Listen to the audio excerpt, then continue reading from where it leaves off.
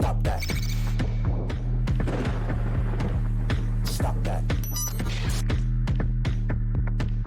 Stop that.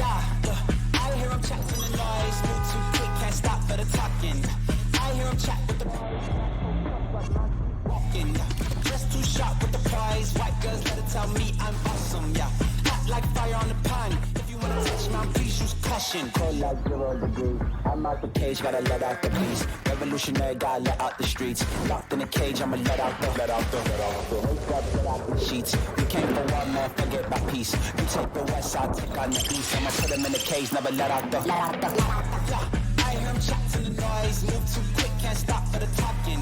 I hear him chat with the boys. Man so tough when mans keep walking, yeah. Just too sharp with the prize. White girls, let it tell me I'm awesome, yeah. Hot like fire on the pan. If you wanna touch my please use caution. Stop that. Stop that. Stop that. I'm frustrated and I'm sorry.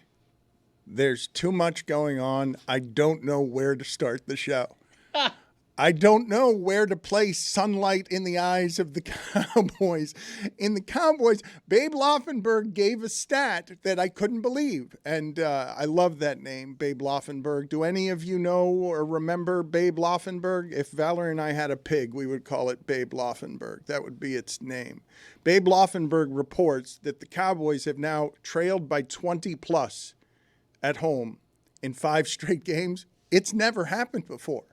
And that's like the 40th best story of the weekend in sports. I've got so many stats for you guys, and I don't know where to start the show, but I feel like I should start it with Jessica because she's ready to declare the Chiefs officially annoying.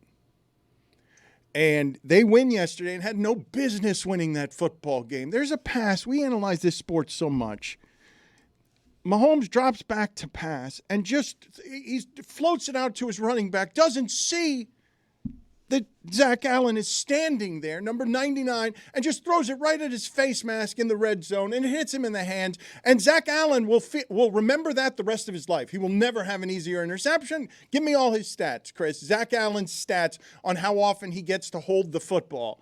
And it's an interception, and it should be an interception. But it's not an interception, and the Chiefs win their 15th game in a row in that sport where all the games are close. And look at this stat here, because this is crazy. Mahomes down 10 plus in the second half has a better career winning percentage than quarterbacks named Phillip Rivers, Eli Manning, Dan Fouts, Kirk Cousins, Matt Ryan. That's Mahomes' winning percentage down 10 in the second half is better than the winning percentage of all those quarterbacks. They can't be beaten. Annoying. They're just annoying, Dan. They're so annoying. I found myself thinking in my head yesterday as the Broncos were lining up to kick the game-winning field goal, well, I'm really happy for Sean Payton. Wow, what? That's going some. What? Why? Yeah. Why? Not a likable guy, Sean Payton. I, on the way in today, driving in, heard a radio station announcing Denver's found its franchise quarterback, Bo Nix. He's been great. I'm just like, okay, that caught up to me quickly. The difference between game 1 and game 10 for him seems to have been a big difference. Denver is better than all of us thought, and now Jessica's rooting for Denver because Kansas City has gotten to a level of, oh, they shouldn't have won that game. That blocked field goal, that's nonsense at the end of that game. Can you guys play for me the Kevin Harlan sound? Because Kevin Harlan had a great call. And just the sound. Listen to the sound. Kevin Harlan is speaking for America here with the first guttural sound that is unleashed from somewhere in his nether region. Kick to win it. Oh! Blocked! The Chiefs have won! The Chiefs have won!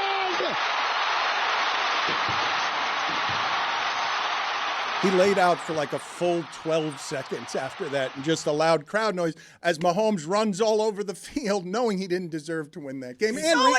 And reacting as if he just won the Super Bowl. It gets really frustrating when a team that has won as much as they have, even though he's not having the best year for himself, clearly the best quarterback, maybe arguably ever.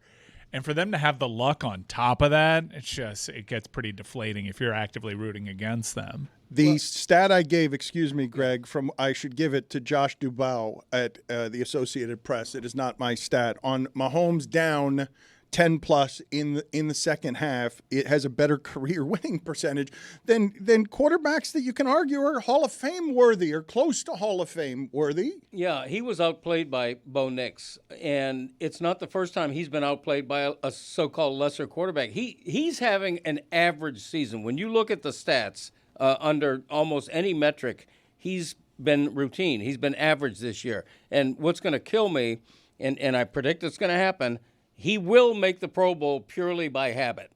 Purely by habit, just like a good left tackle. That's going to kill you? That's going to kill really you. disappoint me. Put it out there. He does not should not make the Pro Bowl. Tile graphic. It's going to kill you. Put it on. Go Tile ahead. graphic. Go. Let's Absolutely. Okay. He's going to make the Pro Bowl, and it's going to kill me. Yeah. All right, here's the thing. I did not say that literally will kill me. I didn't say literally.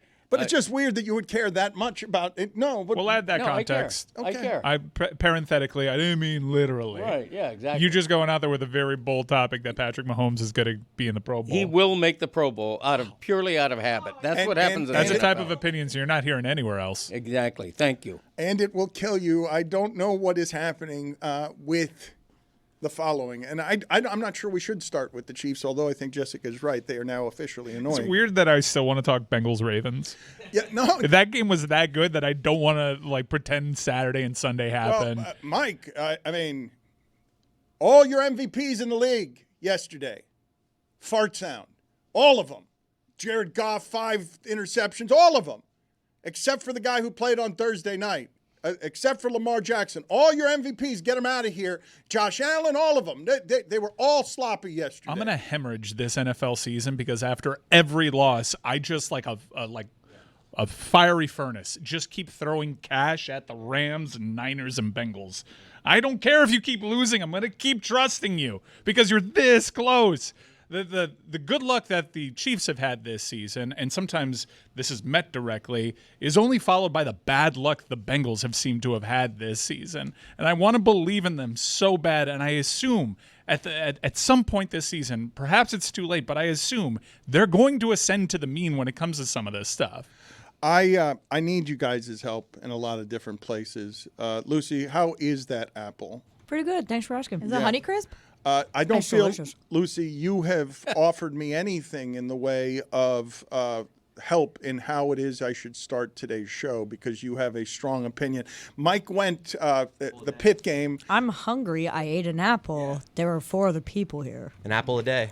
I know, thank you, Chris. But you're not answering my question, and I don't also know. Jeremy, I am told, is striking. I don't know. Do we have video proof of this? Is Jeremy is striking? Is he striking on Lucy's behalf? Because I don't know the nature of Jeremy's strike. I really yelled at him on Friday in front of everybody because he was just trying to hide a vulnerability that the entire group would have enjoyed poking fun at, I'm really upset that you decided to do that when I was off. I wish you had seen everything that happened here because he was trying to gosh, this is frustrating. Jeremy was typing and trying to cheat the answer to a question, trying to translate choque de gigantes, because he'd done a read so poorly and so gringo and so offensive to any Latin heritage that he has, and that we immediately seized on it, started asking him if he had known what he read, what it meant, and he just tried to hide it and cheat and talk over me. And then in the middle of it, we started talking about Lucy and young people, and he deflected, and now he's on strike. What does it mean? I'm being told he's going to be on strike shortly. He's getting in position. Okay, so he's late. That's good. He's having a manicure first. All right, good. He's late arriving to his own strike. All right, I'll check in when I can. Not to inconvenience the young entitled people around here. It's a holiday. Well, it's not that though. traffic holiday. Wait a minute. Is it a holiday? Oh, It hell is. yeah. It's Yeah. a holiday. Yes. It's not a Certainly. company one. My daughter's off from school, and the public commuting situation was glorious. a pleasure. I sailed to the studio this morning. Sailed. My car was sailing. I had a big thing. What's Go that on. thing Mast. that You comes had a up from a mast. sailboat? A mast. You'll find it. Talk Right. it out. Yeah. Got No, it. I was sailing. Yeah, but you didn't have a mast. You don't even know the names of it. I You would just- love it if I could put a sail mast on my car. I think it would be a funny visual. Okay. You Sail could. cars is a funny visual. It is a could. funny You visual. could if you Saves wa- on if- gas. They have you- those in Boston. If you wanted to, you could do all of those things. I know. I'm going to. Believe me. You could break the law. The reason I asked if it's a holiday is because I saw a company email the other day for the first time telling me what the holidays were. I was learning for the first time what the holidays were, and this was not one of them. And so I was wondering, are the banks open today? How do you register what is a national holiday? Because I assume national holidays, all companies have off, and it seemed to me like most people are working today. School, stock market. That's usually a good way to do it. But yes, it is a holiday. But don't think because you're watching us that we don't love the troops. We adore the troops. I love Yeah, the we troops do. so much that I wanted to be here just so I could say it on this wonderful platform, how much I love the troops. And I'm thankful because their actions, their bravery, their sacrifice allows me to live this wonderful life. Did you guys see the internet going after Michael Strahan? Because there's a photo of like the Fox crew, and they all have their hands on their hearts during the national anthem, and he's standing, but he's just doesn't have his hand on his heart. And I What didn't algo think are you that on? I don't think you have to do that. I don't either. I'm with Lucy. Telling you. Man, X is getting weird, huh? It's been weird. Who would have thought? I didn't see that on Blue Sky. Blue Sky kind of had a moment this weekend. I'm not gonna lie. It did. I'm on it. I'm on Blue Sky. I'm more of a Threads guy. I don't understand. I get why people are going to Blue Sky because they don't want to run into the warm embrace of Mark Zuckerberg, given like the trauma, the very recent trauma that everybody's had with X. But it's not like you aren't posting on IG. Just come on, it's already embedded. You get your same follows. I'm over the Threads. Lucy, can you please help me understand where you believe I should be starting the show today? Because I have so many football stats here. The Vikings, I don't know which game to talk about because the Vikings won a game that hadn't been won in 196 tries by anybody. Not since 2006, as a team had 0 touchdowns, 3 turnovers, and won the football game. But get the Vikings out of here. No one wants to talk about that today, right? Right. Pats Bears. Does anyone want to talk about Pats Bears? Bears allowing 9 sacks a game. Hey, you got to have some offensive linemen or Caleb Williams isn't going to look any good. 2.5 yards per play. I think I might save my Bears takes to later this week when we will do a victory lap because that might be my most correctest take yet, which is that if the Bears finish with one more win than last year, this year was a smashing success. Meanwhile, everyone was like, they're going to make the playoffs. This is the best situation a rookie quarterback's ever been, and they're going to be amazing. I'm like, it's the Bears. That's the only analysis you need. They Save the have Bears. 23 straight drives with no touchdowns. That's 23 straight drives. That's brutal. They built a team around a rookie quarterback. That Bears team is built around, we have value at quarterback. He's got to immediately be good. Let's get him Keenan Allen. Let's get him skill position guys that are going to make it a win now immediately year. And you're going to go 23 drives without. I'm pretty sure Will Levis has had a better month than Caleb Williams has had statistically, and he hasn't played some of it. Well, maybe that's why. Maybe he means metaphorically too. I'll No, I mean look it up. I'll statistically. look it up. I'm pretty sure I read among the many stats I read that Will Levis's last 4 games, most of which he has not played, are better than Caleb Williams's last 4 games. Early on with his struggles, it was clear to identify, the offensive line situation isn't great. The coaching situation isn't great. But several weeks have gone by since, and he's not really doing anything with his level of play to mitigate everything that's working against him. Plenty of players have succeeded in the face of bad coaching. Hell, Aaron Rodgers is the highest-rated quarterback of all time. He hasn't exactly had a super dream run, a murderer's row of coaching in his career. You can overcome it. Caleb Williams is doing too much, but also too little. Well, he shouldn't be starting, right? I mean, in retrospect, the problem is the Bears don't have a quality backup or a veteran backup, so they're sort of stuck letting this guy work out all his kinks. But in today's NFL, those guys have to play because if you actually do succeed and get a good rookie quarterback, you can set your team up to be really aggressive inside of a 4-year window. So he has to play.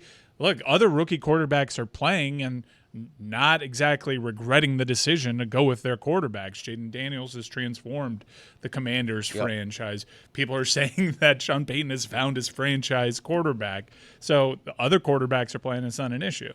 I want to get to that Pittsburgh Commanders game because I think a couple of different things. I'm with you now, all. I'm sorry I'm late to this party. George Pickens does indeed play weird. I love how weird he plays, but he does indeed play weird. He had 3 plays yesterday where he seemed to be skipping merrily through people and then just attacking people without the football. Getting weirder. We will get to that in a second, but I'm legitimately having trouble with a few of the following things. As Mike Ryan correctly says, hey, Caleb Williams, speed it up. Speed it up. 10 games, speed it up. As I'm watching, this is a game we haven't talked about yet, and it was a good one yesterday. Kyle Shanahan, who used to be a young person, now looks like he's been ravaged by Key West, like ravaged by it. Yeah, that person is young, and whatever it is, and he's been good in that sport, but whatever that job does to people and all his 10-point leads that disappeared, that dude looks ravaged. He looks like he aged more than Obama has. And I'm watching at the end of that game, and I'm like, holy, the quarterbacks cannot play better than what Purdy and Baker Mayfield are doing at the end of the game, where Baker Mayfield is holding Bosa off for 5 yards to make plays. Tom Brady called that one of the greatest plays he's ever seen a quarterback for a make. 4-yard gain. For a 4-yard game, because it's just holding Bosa off, because it's like holding a live LSU Tiger that was on the field off, because you know what that is. Being with a great white shark in the water, and you just put your hand on its snout, hoping that you can survive it. I would have been less surprised if what he had been holding at arm's length for 5 full seconds had been a great white shark, than that he was able to just make Bosa stand there and hold his arm for 5 yards, and that the arm wasn't in Bosa's teeth. I'm still voting for him for MVP. My point is, where it comes to quarterback evaluation, neither Baker Mayfield nor Brock Purdy deserved to lose that game. Purdy made 2 throws, one to Kittle and one a parabola to McCaffrey for 30 yards. Just asinine plays to feel like they're saving San Francisco's season. You guys realize you're being unreasonable with the quarterbacks, right? When you expect Caleb Williams to figure it out in 10 games, like it's not, and he's missing 4 offensive linemen, like that's not a sane place to live. Especially when my example is Baker Mayfield, who it took him like maybe 50 games to get to the point of we still don't kind of trust you. Baker Mayfield's been just great, beyond great. You could make an argument for him as the MVP right now. But I think the anomaly is the Washington quarterback. The anomaly is not Caleb. He's supposed to struggle. The problem is they're going 23 series in a row without scoring, and they're sticking with him. Maybe he needs a break. Maybe 2 games off would do him well. Put in Tyson. Why do you refer to him as the Washington quarterback? I didn't want to say, I don't like their nickname, and I don't want to use their old nickname, and I don't like their new nickname. And he also doesn't like to say Jaden Daniels. Couldn't you have just said Jaden Daniels, though? What difference does it make? You don't know who he is? Well, made me think you don't. No, believe me, I'm discombobulated. I'm still trying to wrap my head around you having a pig named Babe Laufenberg. I mean, first of all, that implies that you and your wife have actually considered having a pig. We have. And if you do, you're going to name it Babe Laufenberg. No, we have. That's worth discussing. We have, and I have. Okay. I 100% believe you. I think that I don't think that the situation is that Caleb Williams should be given up on by the fans or the franchise. I think the situation is that, I think a lot of people overlooked how bad the O-line situation and the coaching situation was coming into the season I've been saying since last year, I don't know why they stuck with Eberflus when it seemed after the season ended they were pretty lukewarm about him. And it would have been probably a good time to bring in a new head coach when you're trading away Justin Fields so you can get Caleb Williams, who's supposedly going to change your franchise. So, those are 2 fairly big things that the Bears don't have going for them right now. And to be it's just the head coach and the offensive coordinator and the offensive line. Those are some pretty big things working against a rookie quarterback who hasn't gotten better throughout the season, and you can knock him for that. But I don't think that, he's just a lost cause. I think the Bears need to, as an organization, seriously make some changes. He's not a lost cause, but I do believe that people underestimate the mental ravages of taking someone just out of school who's always been great and telling them, hey, in 10 games, figure out this thing this football city hasn't figured out in 40 years. You're the savior, okay? Going to build it all around you. You're grown up enough to handle this, right? When no one is. When no one is. All right, and you got no offensive lineman, and you're sacked 10 times. And it's 2 yards per play when we got you Keenan Allen, when we got you, we got you speed. We got you we got you speed, we got you expectations. I put him low on the list on what we're talking about today because he's not going to be one of the winners. Because half the league's not any good. Half the league, not any good. Close games galore because everyone's pretty equal. And so, okay, Giants, Carolina, it'll be close at the end, but we know we don't have to pay attention to you. We've talked more about the Bears than we should have, given what it is that's happened yesterday. Vikings, Jags deserve nothing.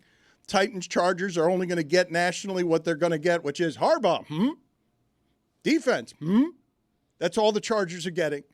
But that's pretty good, though. They're a good team. Yes, they are. And Harbaugh, he's in the Coach of the Year mix right now. Jets, Cardinals exists only to make fun of Aaron Rodgers. Yeah. Absolutely. What was that? What was that sound? What? Sorry, I still have a lingering cough from last week. And I think Lucy wants to start with college football. I don't think she wants to talk about professional football. Yeah, you asked me this question like 10 minutes ago of where we should start and then completely forgot that I existed. But don't worry about it. But you did finish the apple. But you don't answer it. The only You thing didn't give me the chance to answer. I'm asking you. I can't even remember all the options anymore. It's She's yours. done with her apple, though. You said you get were to eating choose. an apple and there were 4 other people here.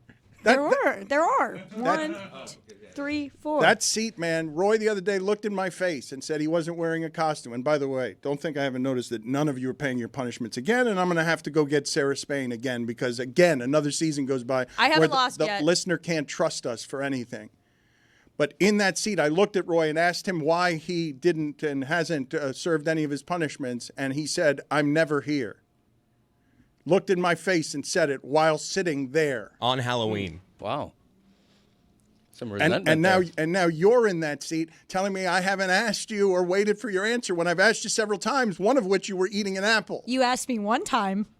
Well, okay, twice, because you did ask me while I was eating the apple. I'm asking you again now. It's the third or fourth time I'm asking okay, so you. this is one. Let's rewind a little bit. You did ask me a second time, and then you gave me 15 different options, and then I've just lost Lucy, track. the option isn't me picking. It's you picking No, whatever you you said, think we should start Lucy, the show what with. should we start the show with? Here are some things, and then you listed like 10 different games. And now I'm asking you again. You pick one. You don't have to choose from mine. You might have a better one. Mike chose miraculously the Pitt game. Not the Pitt Steelers important. game. The Pitt Panthers So game. important to the Yeah, there's a that lot ACC. happening in the ACC A lot of ramifications. right now. And if you want tickets to any of those conference games in the ACC, let me tell you, there's one place that you go in the secondary ticket marketplace, and that is the Game Time app. That is a Game Time app. I understand, Dan, that you may not have a full grasp of that wide receiver room in Chicago because you keep saying Keenan Allen. There's a rookie wide receiver from Washington. There's an old weapon from They've Carolina. got DJ Moore, yes. Yeah, a Dunze. They Yes, got some one of talent. yes. But it's not all on Keenan Allen, thankfully, for Caleb Williams. And thankfully, it's not all on you to find a better ticket out there in the ticket marketplace because Game Time now has Game Time Picks, a wonderful new feature that filters out the fluff and gives you the best seats at the best prices. You get all-in pricing with just the touch of a little tab at the top. You get no surprises at the checkout place, and then you also get panoramic seat views and stellar ticket coverage. Game Time app, I'm so thankful you're in my life. Hey, new customers out there, use a promo code DAN to redeem $20 off your first purchase on that majestic Game Time app. Download Game Time today. Chris Cote, what time is it? Game time. I used it yesterday. Went to the Iowa-Virginia Tech game in Charlotte. Nice. Great game. Go Hawks. Yeah. The women are back. Put it on the poll, Juju, at Le Batard Show. Does Kyle Shanahan look like he's been ravaged by Key West? Yes or no?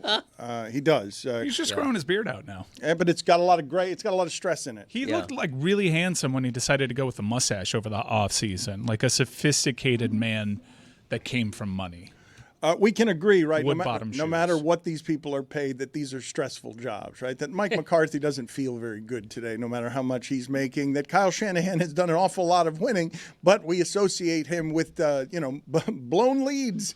And even though he's done it with people like Brock Purdy and Jimmy Garoppolo, he does all of this winning, and for some reason, people have now tired of him in much the same way that Jessica is tired of the Kansas City Chiefs. I'm still not clear on what Lucy said the storyline of the weekend was. She's still thinking. I have a choice, but I don't want to say it because I think people are going to get their feelings hurt. Oh, you want to talk about University of Miami football? Kind of a little bit. Okay. No, I'm happy to. I want to also talk about Inter Miami. I don't know which was the I thought it was her more. choice. Yeah, I didn't choose Inter You- Miami. you Women took don't the have wheel. choices in Florida. That's Yeah, your not mistake. anymore. Touche. Not anymore. Touche. Guess never. Why'd you just pull out a sword and touche? Jeremy Touche. Because, she made a political comment that I happen to agree with. I gave her a touche. She also but made you a should- comment, and you're like, I don't want to talk about Miami. I want to talk about Inter Miami. That No, I was very just- rude. I was Jeremy's putting- coming from an honest place. I was putting both of them next to each other and saying a brutal weekend for Miami sports Yes. with stakes on it. I'm pretty At sure. the hands of Atlanta. Yeah, didn't double all ass kicking. all the Florida teams lose? Like, isn't all Florida football 0-10 this Yeah, this they Yeah. lost weekend? this weekend. Yeah. 0-11 across 11. Florida. I can't believe Florida State didn't pull it out. Yeah, that was the Just can't believe most it. surprising one. 52-3 against Notre Dame. Good showing by them. It made me sad. It made me feel bad. Todd Blackledge at the end of the game sort of like scolded Notre Dame for continuing to drive the ball and like throw the ball in the fourth quarter and then score. And I don't think Todd Blackledge realized that Notre Dame had all of their backups in, their backup quarterback, walk-on wide receivers, and Florida State still could not stop them. The history of the sport has not seen a drop this precipitous in what it is that's happened to FSU. We have not seen it. They went back to 1960 to give a percentage drop of from 13-1 to 1-9 from one season to the next. It doesn't have much precedent in the history of college football. This Miami topic rocks. Keep going. I will get to Lucy's Miami topic in a second, but Tony has phoned in now. Why from did you Coconut ask me to Grove. choose I and don't then know. ignore it? Coconut And then you Grove. get mad at me? This is That ridiculous. went great. That You went need great. 60% in this state, I guess. Tony, No matter if most people want something. Tony don't is get a choice. in Coconut Grove, and, and he has his top 5 football things. I imagine he has more than 5. Oh, that is still there. That is still there. Still here. I can't believe that that's still in Coconut Grove. How long has that been there?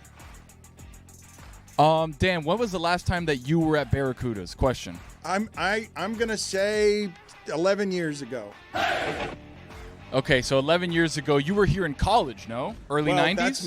that's many years ago, but you said last time. Yes, 30 years ago, I was there much too much. So add another 30 years to that. This has always been here. This is an establishment here in Coconut Grove. This is actually the first time that we've done something at Tony's Top 5 here in Coconut Grove, my home away from home. I had a guy walk by me just before we got on air, said, Dan Le Batard, I love that guy. I said, all right, we're going live. There's another guy over here doing a dissertation, but just cracked open a Miller Lite. I mean, that's the Grove for you. Like, anything can happen in the Grove. Do you have Just a beautiful. They have a Veterans Day parade, by the way. Today is a holiday, by the way. They have a Veterans Parade here at Coconut Grove starting in a couple minutes. But yes, I do have more than just 5, Dan, to answer your question. Kuda's opened in 95, Yo! according to their Instagram. Okay, Nah. so just after college. Nah, it's always then, been is when I was there. So, Tony, you've got your top 5, and you've got a couple of extra as well. Let's get started. Where do you want to get started?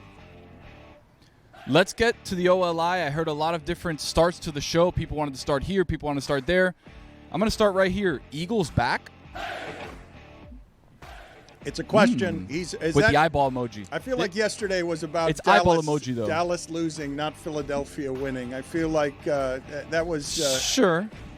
when we're talking to Jerry Jones about Sure. poorly building your stadium because the sunlight is affecting CeeDee Lamb's ability to Whoa, see whoa, the ball. whoa, whoa, whoa, whoa, whoa, whoa, whoa, whoa, whoa. Sorry. Please do not Sorry. spoil the list. Okay, my bad. I'm sorry. I was listening. I was listening very intently because last week we talked about Tony, why don't you listen to the show on days you're not in so you can take stuff out of your top 5 when things get said on the show? And I was waiting and hoping that things didn't get mentioned during the start of the show that I could bring up now during the show. So, something that was brought up, but obviously everybody's talking about it because it's probably the hottest thing in the Mile High City. Bo Nix showing us something right now, Dan. Oh, my God. So we're here. 10 games in. Bo Nix is everything Caleb Williams isn't. I mean, you said it, not me. Did you see the pass on, I think it was a 3rd and 8? He kind of like got out of the pocket and threw an absolute laser to Cortland Sutton to get them in position to kick that game-winning field goal. I mean, the kid's got something. Who you looking Last at? What are you OLI, looking here at? it is. Why are you looking around? Keep your eye on the prize. Keep your eye on the prize. Just people giving us fist pumps because they see kind of what we're doing here and they love it. People getting fired up in the Grove Use the camera, early. though. Use the camera. Not everyone around you. The camera's right in front of you. Oh, I know that guy. Yeah, there he is. Wow, what a crowd! All right, it's early, Greg. It's early. Tony is surrounded by all of the people who are getting hyped for tonight's Dolphins game, expecting the Dolphins to rescue their season against the Rams. He's surrounded by all the energy and power of South Florida loving the Dolphins. OLI, keep going, Tony. Last one, it was a bad moment. It was almost Kalawasa for Sam Darnold. Almost. If they wouldn't have pulled out that game, Dan, it would have been Kalawasa. Really? And I hate to say that, but it's the truth. Yeah. So many. I think how many interceptions has he thrown inside the 25-yard line this season? Is it 7, 8? A million. It's a lot. A million. Okay, I think it's less than a million. It might be less than 6 or 7, but it's a lot. Ask Kevin O'Connell. He'll let him tell you a million because it feels like it. All right, we'll start off with our number 5 here, the good stuff. Jared Goff has now thrown his 7th career game with at least 4 interceptions. His record in those games, Dan, 6-0. Wow. No way. That can't be right. That's according on Twitter to Mr. Civ. That's That can't according be to right. Mr. Civ on Twitter. But Dan, I'm just telling you, Goff tosses 5 interceptions. Are you sure he's not making that up? Is he making it up? I think he's making that up. I think Dan, you know how it is. I don't think you verified that stat. That stat can't be right. Dan, if there's any stat on Twitter, you know it's correct. That's just the facts. I don't. No way that's right. There's nothing I can do about that. It can't be right. All right, so the Lions end up clawing back and winning that game. Dan, do you know what the Lions are right now? The best team in the NFL? That can't be true. Team of There's no destiny, way Dan. that A team cannot of be destiny. There's no way that he's thrown 4 interceptions that many times. Not that he's 6-0. You guys look it up. I believe. There's I'm just no telling way you, that he's done I it gave 6 you the- times. I believe he has. Yeah, I believe You think he's thrown 4 I interceptions believe in a he's game probably 6 got. I times? believe Jared Goff probably has 6 4-interception games. I do not believe that he's 6-0 in those games. I will not believe that. You can According show to me Mr. Civ. No, there's just no way that's real. I didn't say it. Also, Mr. Civ did. Get Civ on the phone. Also not real. Jessica said to me just a second ago, we're just on number 5? Number 4. Yeah.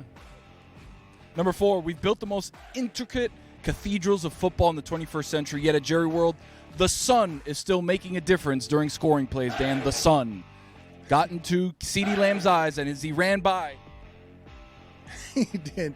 the ball went right by him. He put his hands up. I know. He's only thrown 4 interceptions in a game twice. And he lost the other one. Mr. Civ, that's not my fault. That's Mr. Civ. Tony, you got to do better than that. Come on, Tony. Number 3. Mr. Civ, Dan. Who is Mr. Civ? Number 3. I take back calling that a good stat. Tony- He's the guy that put up the stat on Twitter. Tony, you got to verify. You got to verify who the people are. Take it from someone who's been butt cracked. You got to verify it. Vet it. Yeah. Yeah, but it's better when you don't. That's Number true. 3. And I was worried that this was going to come up during the Caleb Williams conversation, and I was hoping that it didn't, and I'm glad it didn't. Because number 3 is Caleb Williams at the beginning of the season texted rookie punter Torrey Taylor that you're not going to be punting much here. They punted 8 times yesterday and 45 times for the season. Yeah, they're not good. Not good at offense. I feel for that kid.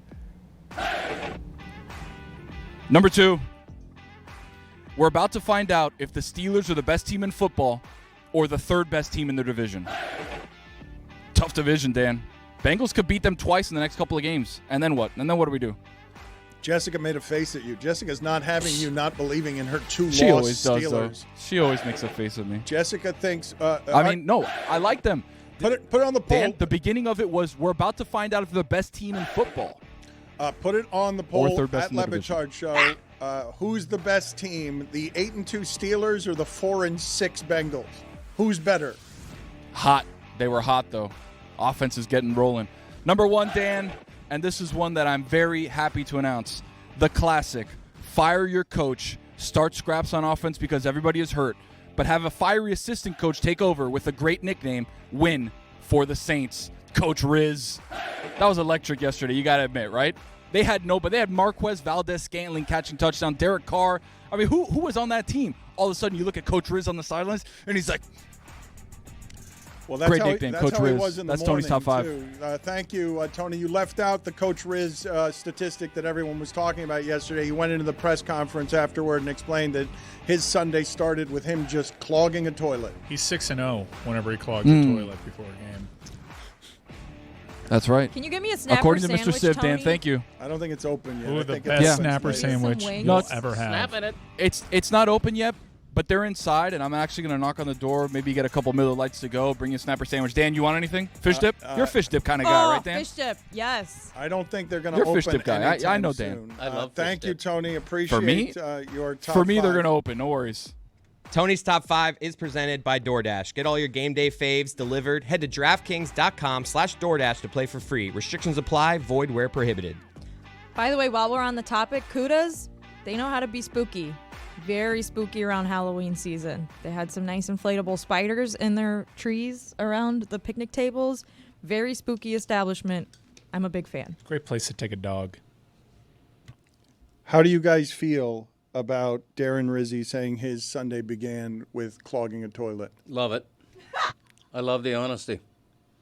He grew up in the Dolphins camp, so he knows how to take a crap. You love it. Let's play the sound of Coach Rizzi making everyone emotional, because who doesn't understand the humanizing connection points involved with clogging a toilet? This is how my day started. I get down here to the stadium, I get down to the Superdome, I go in the head coach's locker room, which I've never used before, right? So here I am early in the morning, I go to the bathroom, and this is how my day started. I clogged the toilet.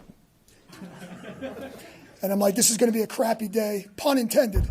And so listen, I'm like, okay, this is not really a great start to the day. Here we go. And so, I'm not really feeling like a head coach of an NFL team right now. So, so I'm like, really? This is really how we're going to start my day? If your coach doesn't sound like that, he's not coaching right. Yeah. That's what a coach should sound like right there. I agree. The scratchy voice, perfect. And the special teams coach, you put a mic in front of a special teams coach, you're going to get gold because they're not used to anybody talking to them. He's the interim head coach. Well, whatever. He's he's 1-0, 1-1, whatever he is. It's 500. Throwing his hat in the ring. You really don't have anything on this, huh? Like you just petered out and You started the show by saying you could go for 4 straight hours. I could, Yes. but like Yeah, here's what. you petered out Okay, in let time. me have- You're staring at us. You got nothing. You're just Okay, the subject is a coach taking a crap and sticking up the toilet. What am I supposed to have on that? I We've think you all did- done it. You did all that you could with that story. Thank you. you, I mean, you appreciate did. your You did. You contribution. did. I've done it a lot. Nobody ever interviews me about it. What am I supposed to say, Rizzi? I mean, good for him. I give him credit for honesty. I think a lot of, Mike Tomlin probably stuck up the toilet before he played Sunday. He didn't What? admit it. He would never. I'm with my coaches dad. would never admit that. There has to be another head coach in the league that did that on Sunday and isn't talking about it. Thank you, Zagacki. Dan Campbell, Lucy can attest. That coffee diet, it's not pleasant. I for don't. anybody. Tell me about it. I do not believe that there is another coach in the NFL that clogged the toilet in the morning and is covering it up. Have you looked at Andy Reid lately?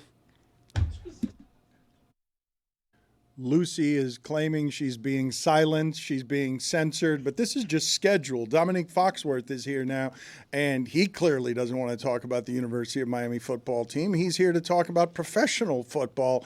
And so, Lucy, I'm sorry, we're going to have to postpone it for a little while. It's not because we're against women, and it's not because we don't want to celebrate the University of Miami losing. It's just because Dom was scheduled here. Usually when you have to say it's not because we're against women, it means it's because you're against women. Okay, well, I don't know who you have me being more against here, women or against talking about Georgia Tech defeating the University of Miami. Which am I more against, do you think? Well, not interested in your opinion, actually. Let's get to Domonique Foxworth now, because the Domonique Foxworth Show is something that a lot of people are listening to now on Mondays and every day, but especially on Mondays because his football analysis is a little bit better and more thorough than everyone else's. Let me start with a couple of things, one of which is, where would you say you would start any show today if you were talking professional football, if you only had one storyline and you had to say this is the storyline of the day on a fun Sunday? First of all, I'm going to need you to do your podcast rankings at some point, because you say that foolishness about everybody who has a show anywhere. Yes. This is the best thing ever. Mina's show is the best. You want good football? Go to God Bless Football. It's the best. Ron McGill knows more about animals than anybody and anything. Like, the hyperbole? I want real truth. Like, if my show is great, then say it's great. But you know you don't even listen to it, do you, Dan? I didn't say your show was great. I said that the analysis was better than most I find in the places where I'm looking for the astute. Nice. I didn't say it was a great show. I said the analysis was good. You're good with words. I've also never think listened. Yeah, and I don't like your producer. Yeah. Never have. Charlie Kravitz is overrated. Industry-wide, everyone knows that. I will not stand for you disrespecting my co-host. Just but truth. the producer Charlie, he can get it. Charlie, the co-host, the vanilla snack, as the ladies call him, he is not underrated. He's got a little fan base brewing, a little fan base think Charlie and his curls is kind of cute. Jessica's shaking her head. I don't know what she thinks of Charlie, but that didn't seem like He's a Commanders fan. He was my enemy yesterday, and now moving forward, he will be my friend who I think that I'm better than.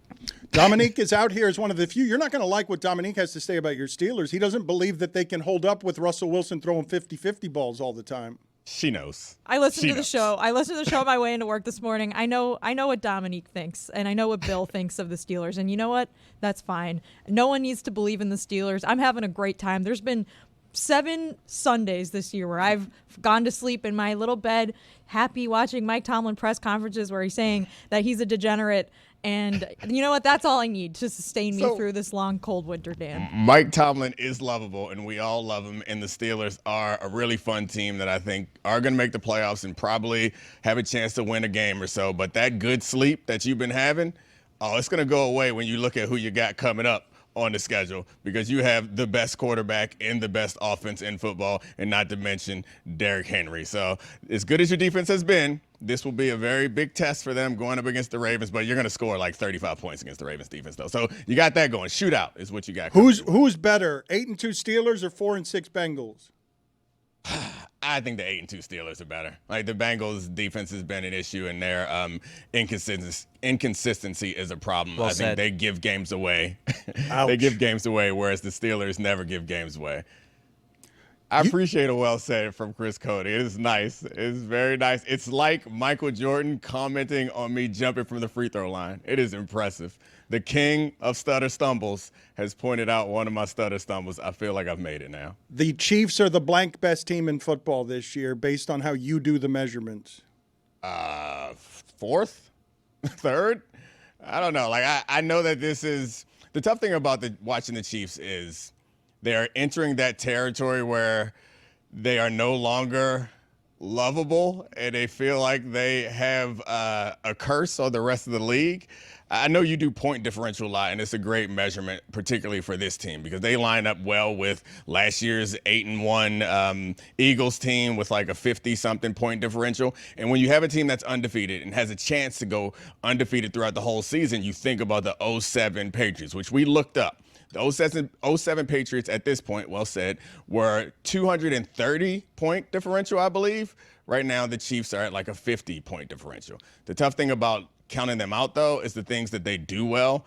it does feel like are sustainable. Like, it's ridiculous. Patrick Mahomes on third down, and Patrick Mahomes in that team is outscoring everybody by a tremendous margin in the fourth quarter. Those things do match up kind of with the theory of this team just hits a switch. So I hate to say that it's possible that they can do it because I've never seen it done before. But if any team can do it, they can do it. But blocking a field goal is an absolute fluke. Like, okay, but wait a minute, though, Dom. When you mentioned the 07 Patriots, that's the best team of my lifetime. They overwhelmed, throttled everyone, and then they lost in the Super Bowl. This Chiefs team is not anything like that. And the worst part about this Chiefs team to me, they've ruined what I used to enjoy about Patrick Mahomes, because salary cap, everyone's going to be equal. You got to pay everyone.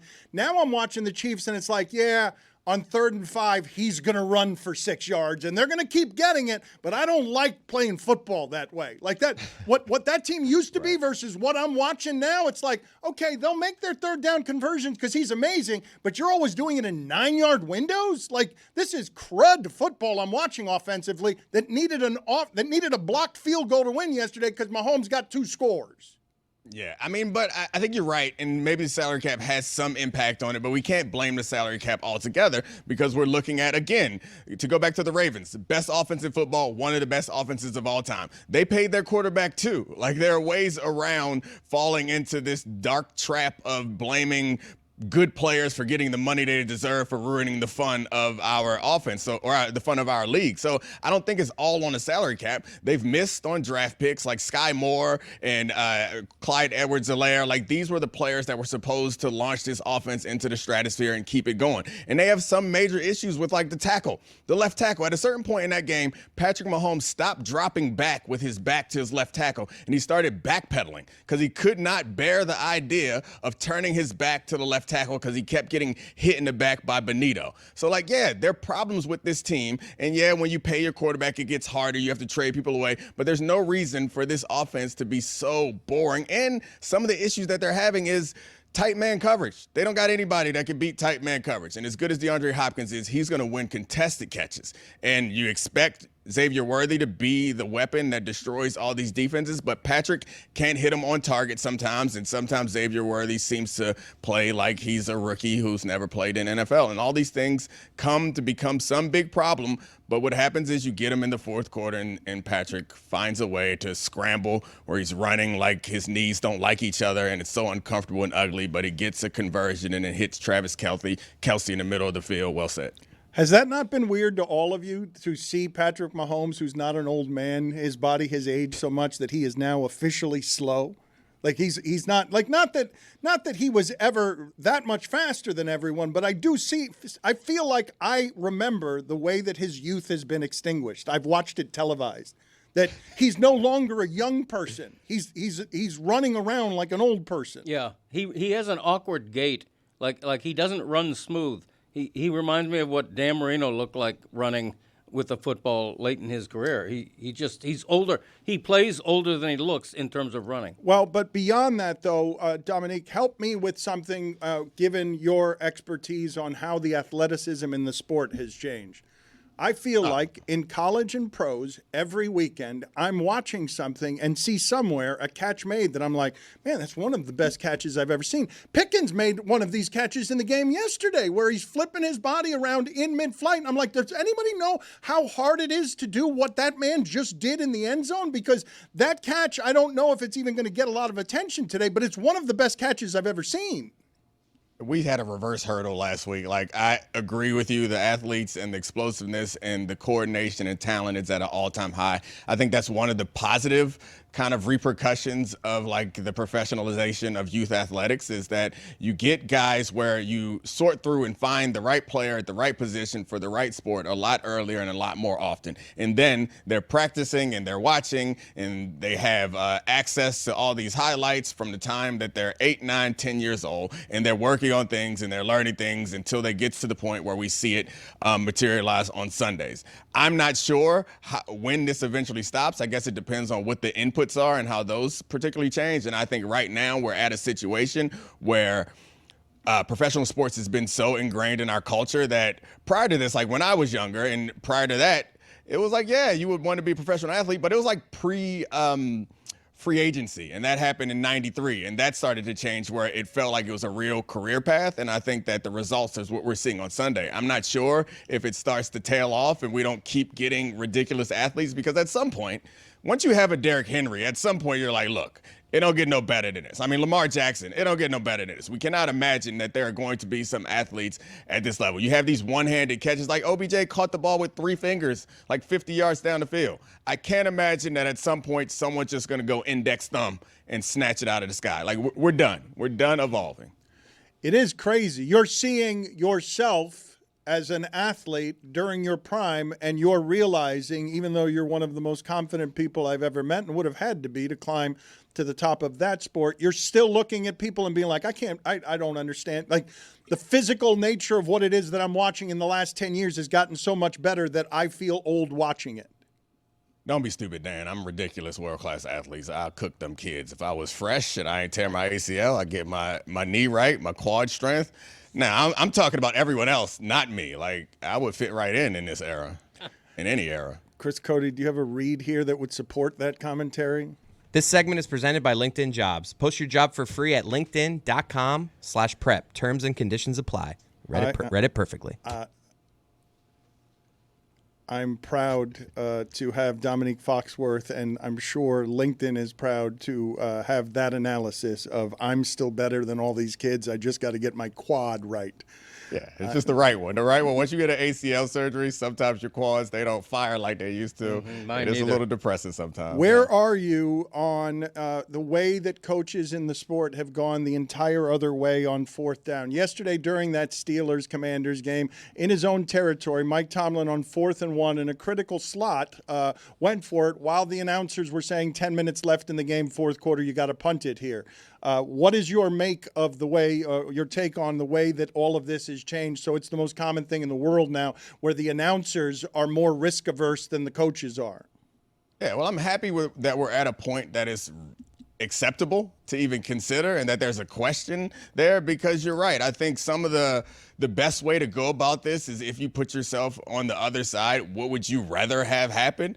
And most of the time, I want you to punt the ball. As the fan of the other team or someone who has some stake in this game, or you're just watching because you care a lot about football, I tend to want them to punt the ball because I feel more comfortable. 1 yard is not a big distance, and it puts the game away. And then it really works really well when you can catch Johnny Newton, a young player, with a nice hard count at the end of the game, which is something also that you can do that we've never seen work, but it's starting to work apparently now because our players are getting young and they're super athletes who are not as smart as we were back in the day. See how you turn that, Dan? That's the difference. Well, between now I and saw then. We're smart Jessica. athletes. I agree with Jessica. Jessica yesterday said that that's the best play in football. It's better than the Hail Mary. You outsmart the other team. You make them jump offside. You leave with the smug satisfaction of we were smarter than you too. It's not just that we beat you. It's at the end we outmaneuvered you, and then we just knelt on the ball. I hate that play. I love because it never works. Like, there's 9 out of 10 times, no one jumps. All you have done is force us to watch uneventful non-snap. But it happened to work this time. And you know what? That means that we're going to see this 15 more times the rest of the season. It's not going to work. Just punt the ball or go for it. Don't come out there and line up and start pump faking on me. Am I the only one that felt bad for that guy, the rookie that jumped? Hands immediately on the head. It made me sad. I mean, I had the Steelers, so I was happy, but it was I was just like, oh, poor guy. No. The whole world knew they weren't gonna there was no play drawn. The whole world knew. It didn't matter. It was beautiful. He's perfect. He's been really good too so far this season, which is like pretty disappointing, and it looked like he was shedding tears on the sideline. So yeah, I felt a little bad. As bad for him as good I felt for Bryce Young, because I had the same feeling where I saw him, just big grin on his face. Like, oh, look at that kid. He's happy. It's nice. I'm sure his mentions won't be a dumpster fire at all. I'm sure that the Washington fans with a season of expectations will just shrug that one off and say, it happens, kid. People make mistakes. We're all human. Mm-hmm. I mean, to be fair, if there is a fan base that will forgive him, it's Washington, because it's been sad here for a long, long time. There have been so many moral victories. I think the Commanders are undefeated this season. The games that they've won and the games they lost, they felt so good about hanging in there against the Ravens. They felt really good. Well, I guess maybe they're getting to the point now where there's starting to be some expectations, but I do think generally this fan base is a lot like the Texans were last year, where not much was expected, and they're overachieving, so everyone's just incredibly happy, and then they stole that win on the Hail Mary play. I think if there's a fan base that's willing to forgive, and Johnny Newton's been a revelation on that D-line, I think a lot of people here in D.C.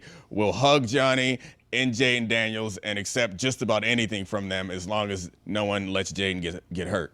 Do you guys have a favorite play from yesterday? Because I have one that I like better than all the others, and it's again Josh Allen rolling to the sideline, and just before getting to the sideline, right before the first half, throws it well down the field, and he's the only one in the sport who completes these passes. And Matt Collins not only catches it, but with 8 seconds left, gets up off the ground 40 yards down the field, and then runs out of bounds so they don't have to use their timeout. There aren't a lot of quarterbacks in the history of the sport who make that play, and he consistently does. Do you have a favorite play from yesterday, Dom? I mean, Drake May did a similar, like Josh Allen near the sideline pass that was awesome. Baker Mayfield held off one of the Bosa's with a stiff arm while delivering a perfect pass. Just about any of the interceptions, the 5 interceptions that Jared Goff threw last night and still managed to win. Like, yeah, there were some really, really incredible plays. I think one of my favorite plays, though, after the game was Micah Parsons throwing his head coach under the bus. It's pretty great. Tell us more about what's happening in Dallas, because Micah Parsons makes a difference, but not, I mean, they were good in the first half defensively, and they were able to slow Philadelphia simply because Micah Parsons was there. But I could see why Micah Parsons would look around at his team and feel like, oh, no one here is as excellent at what they do as I am at what I do. Yeah, but he hasn't been excellent all this season because he hasn't been playing much. And I am never one to tell someone, like, you can only do one thing at a time, but you're going to get some backlash when it feels like you are a much more active podcast host and a pretty good podcast host than you are a football player. And when you show up and dominate, and then after the game you suggest that the coach is kind of lazy, like, that's a hard thing for people to listen to. And whether it's true or false, this tends to not be the case for most teams. It's like if you have a criticism of somebody on your team, you handle it in-house. And it feels like the wheels have come completely off in Dallas. And Jerry Jones seems to be moving further and further from reality if he believes that this team is going to be competitive and they only got to do a couple things to get things right. The attention down there is going to be hot, like the spotlight's going to be hot, but the talent is not there to support the amount of attention that they're going to get, which only makes it boil more and more because they get so many questions. They're a national story, and they stink. Sunlight in your eyes? Oh, gosh. Yeah, I Sounds guess like you were singing everyone a could song. be blamed.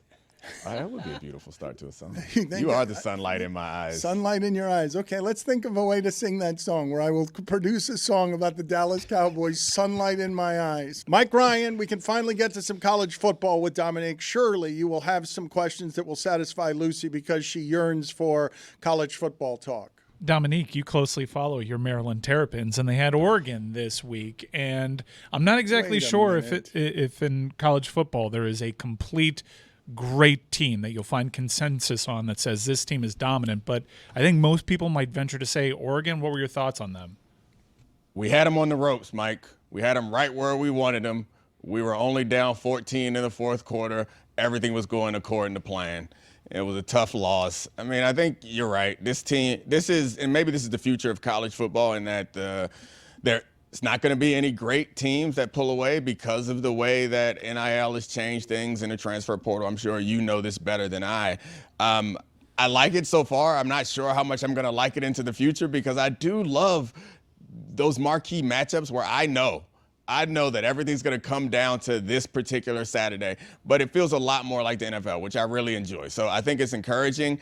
It sucks, though, because the stories are going away to some degree. Like the Georgia being dominant was always a story. Alabama being dominant was always a story, and that felt good and was exciting. And this year, like, I was on the Miami bandwagon. Like, I have relationships with people in Miami. I was enjoying it. Cam was fun. That was awesome.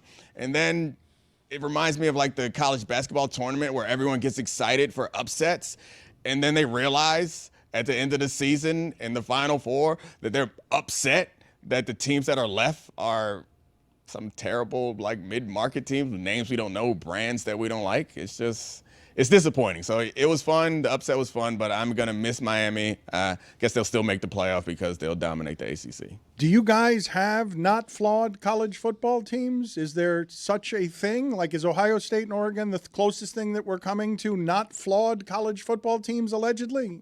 Indiana? Are they not flawed? Impossible.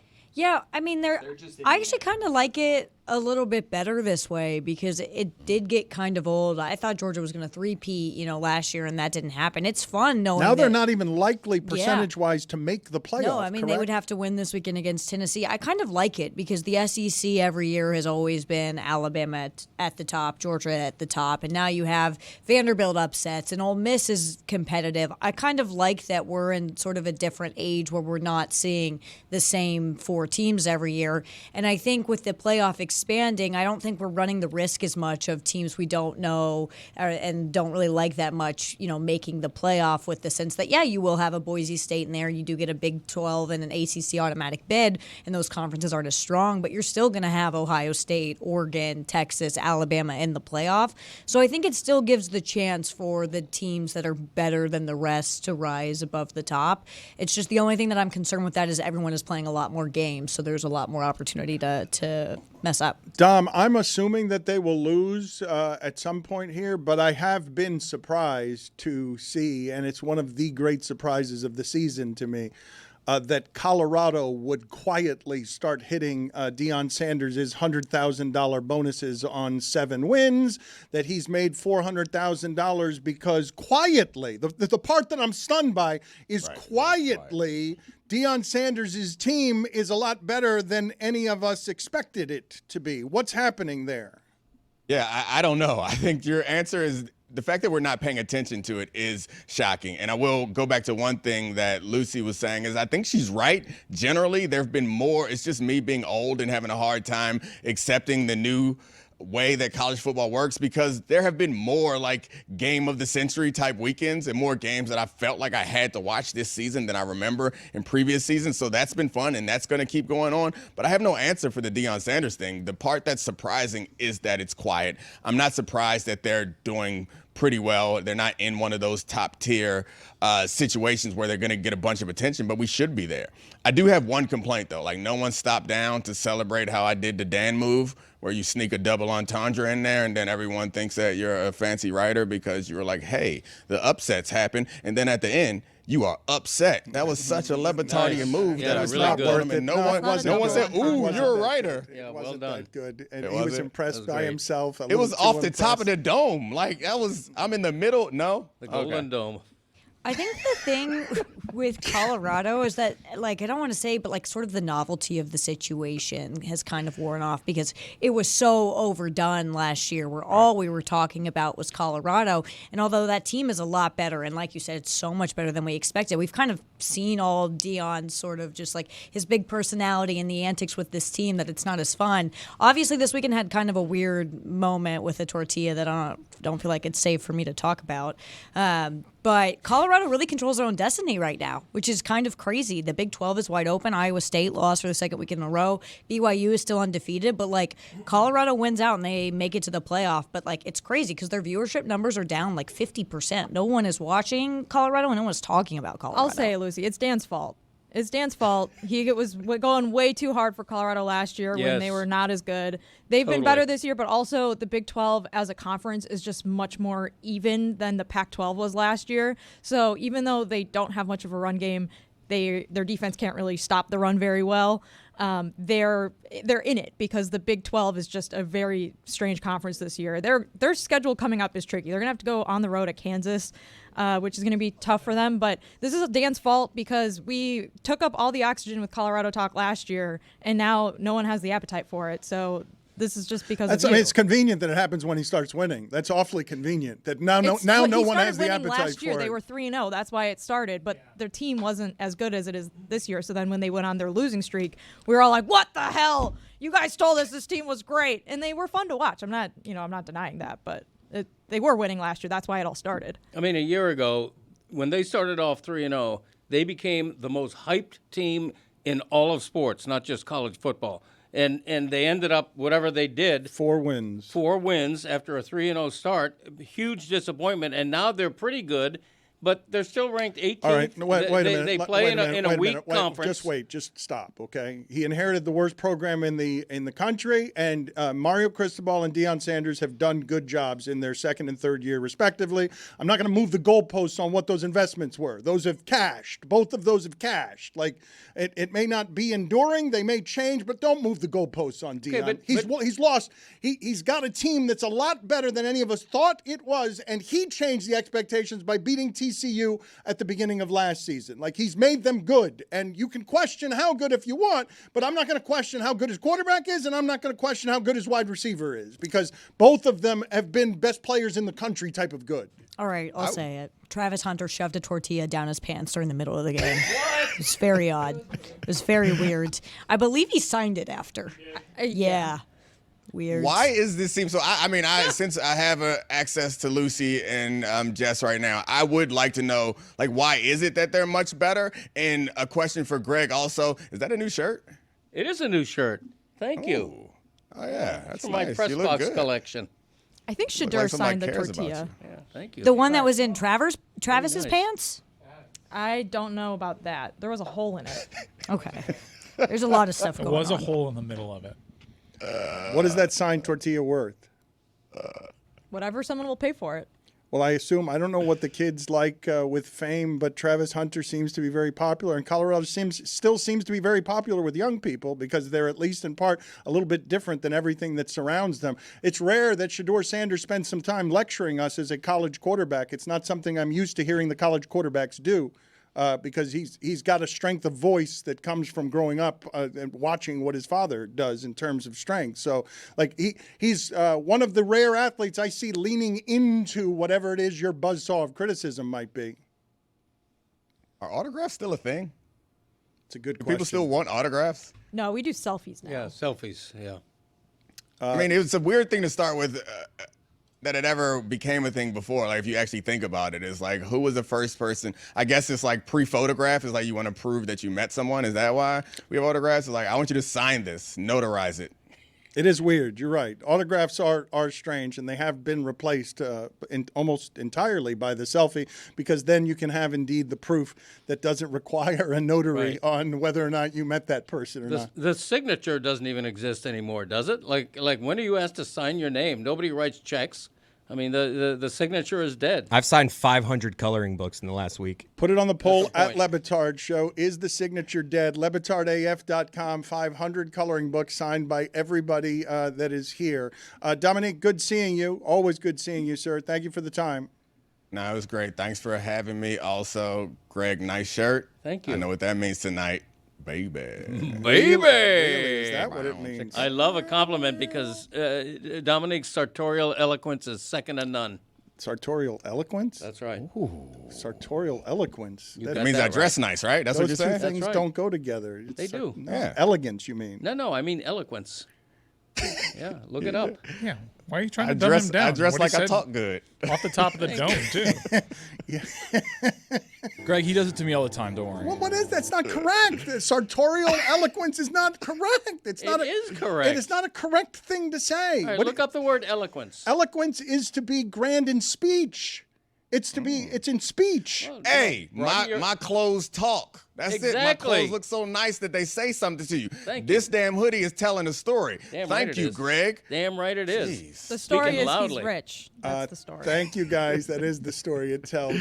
Thank you, story. Dominique. Good talking to you. Finally, we can get to what it is that Lucy wanted to talk about, and it's long overdue because this game that Miami played against Georgia Tech is Miami losing exactly the way that you imagined they would lose, outcoached in a way that was bothersome when Georgia Tech doesn't actually have a quarterback. They're telling you which play they're going to run by who it is they're playing, and they still run the ball. They convert easily on 3rd and 18s. They finish the game by running a sweep because you can't stop anybody. And the thing that they did that no one's been able to do, they took the team that is best in the country on 3rd down offensively and totally neutralized them on 3rd and 4th down, ended Cam Ward's Heisman run. over because he's not going to have the signature wins that he needs. He might get to the ceremony, but he's not going to be able to beat the teams. You're saying no, Lucy? No, I think Cam Ward still has a very good chance of winning totally the Heisman. agree. I think you have to put Travis Hunter and Ashton Genty in the conversation as well, but like Ashton Genty plays for Boise State, and Travis Hunter doesn't really seem to have the juice that he had at the beginning of the season. I would still say that Cam Ward is the Heisman What are the favorite. signature wins? That he's not going to be able to have a signature win. Georgia Tech was never going to be a signature win, The though. California win? No, he needed to go unbeaten. I felt like he needed to go unbeaten during the regular season and have some moments. I mean, if that's the case, then just potentially give it to Dylan Gabriel. I think he's got an ACC championship opportunity that would punch Miami's ticket to the CFP were he to win it, and I think ballots are due 2 days after that, so I think that that's probably going to be the barometer that most people grade him against. He can't afford another loss. There goes Miami's margin for error, but I think he's at plus 800 right now. These things, they ebb and flow. I think 3 weeks from now, he'll be right back in the conversation. Syracuse and Wake Forest aren't going to give you the ability to have whatever it is that's needed. He's going to put up a couple of 4-touchdown games against. All right, so that's good. No, he's going to be statistically he's going to have the best stats. But I remember how stubborn everyone last year was on Jaden Daniels. Like they ended up being in a position at the end of last year where they couldn't ignore the stats because he was doing 10 yards at a time. But he had a number of games where you were remembering him be overwhelming against. Like you just against like middling SEC people because like sometimes he would get hurt against it. Like his marquee Heisman moments never really came on the most watched games last year, and he ended up winning that Heisman pretty easily. I think there's so much golf left in terms of the Heisman that you want to be hyperbolic and react. That was also my initial reaction. It's like he probably lost the Heisman, and then I realized no, this is pretty much where exactly a Heisman winner may want to be at this point in the season. Who would you pick to win the Heisman right now, Dan? No, it's a good question because I think that I'd put at the top of anything that we're doing. I'm putting at the top the undefeated team that Oregon is at the top, and I'm going to reward the winning quarterback for winning is what I'm going to do. That's not what that award is, though. I think anybody that watches college football this year understands kind of what Dylan Gabriel is. He'll execute that offense, but in terms of individual spectacularness. I'm arguing that in the absence of Heisman moments in big games, the way that the voters traditionally do this, when you say, Lucy, you tell me if I have this wrong, but any Miami quarterback that's ever won has only won because at the end of the season they're the winner. It's not because they're the statistically best. I would just say that, like, if you look at what Cam Ward means to this Miami team, and not just in the sense that, like, he's kind of the Band-Aid that has fixed all of their problems for this season. Like, he has far and away been one of the best players in college football, if not the best this season, where if you're going sort of with the, okay, I'm going to choose the quarterback from the undefeated team, I do think Dylan Gabriel is very good, should be in the conversation. He's broken like 1,010,000 college football records because he's been playing so long.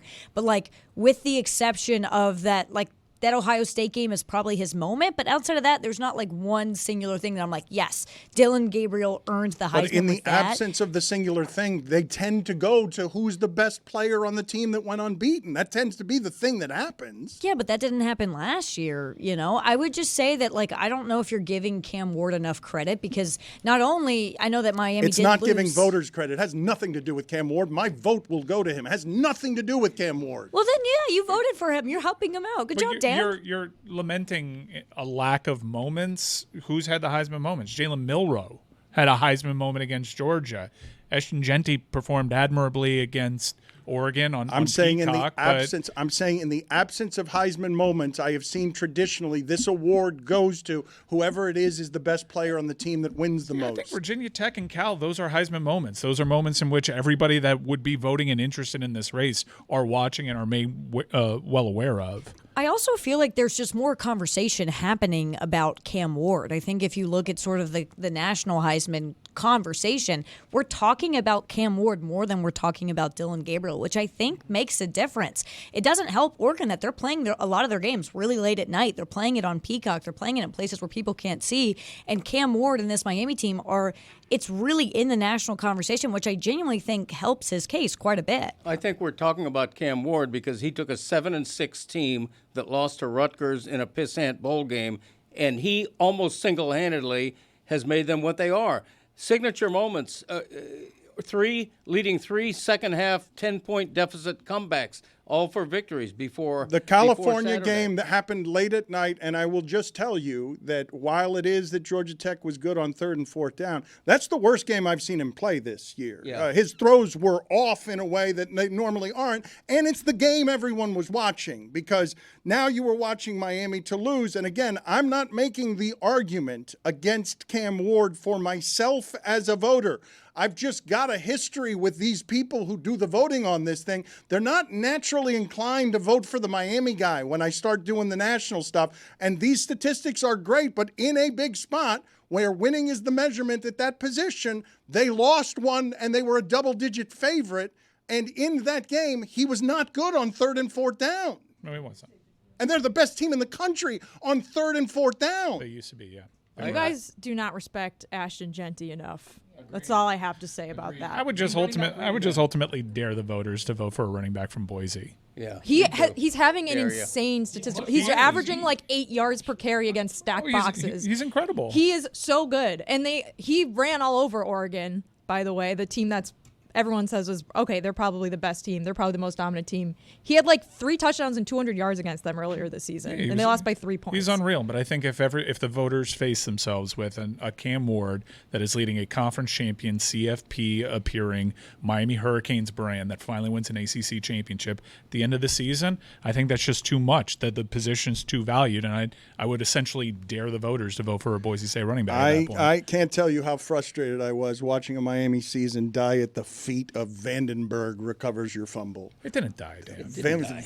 Recovers your fumble. Season's not dead. I mean, I would say any hopes and aspirations that maybe this defense they're not can good improve. enough. I'm not saying the season's dead because they can't win the rest of their games and then end up in a playoff. That team is too flawed defensively to beat a good offensive team in a playoff game when you need Cam Ward to be perfect. They're not gonna run through the playoffs as that team when they can't run easily through Virginia Tech, California, and Georgia Tech. I would agree that the defensive performance, I think their defensive metrics, because a lot of Miami fans were trying to rationalize the defense, say they wouldn't be the first average defense to win a national title. Bad defense. They're ranked like 65th in FEI plus right now. I would say up until like 2 weeks ago, they were like people were putting up what LSU did in 2019, and I think contextually you had to add that LSU team ran into really stiff competition. Miami's given up 300 yards to Malik Murphy. Miami got just trounced on the ground to a team that was essentially playing 3 plays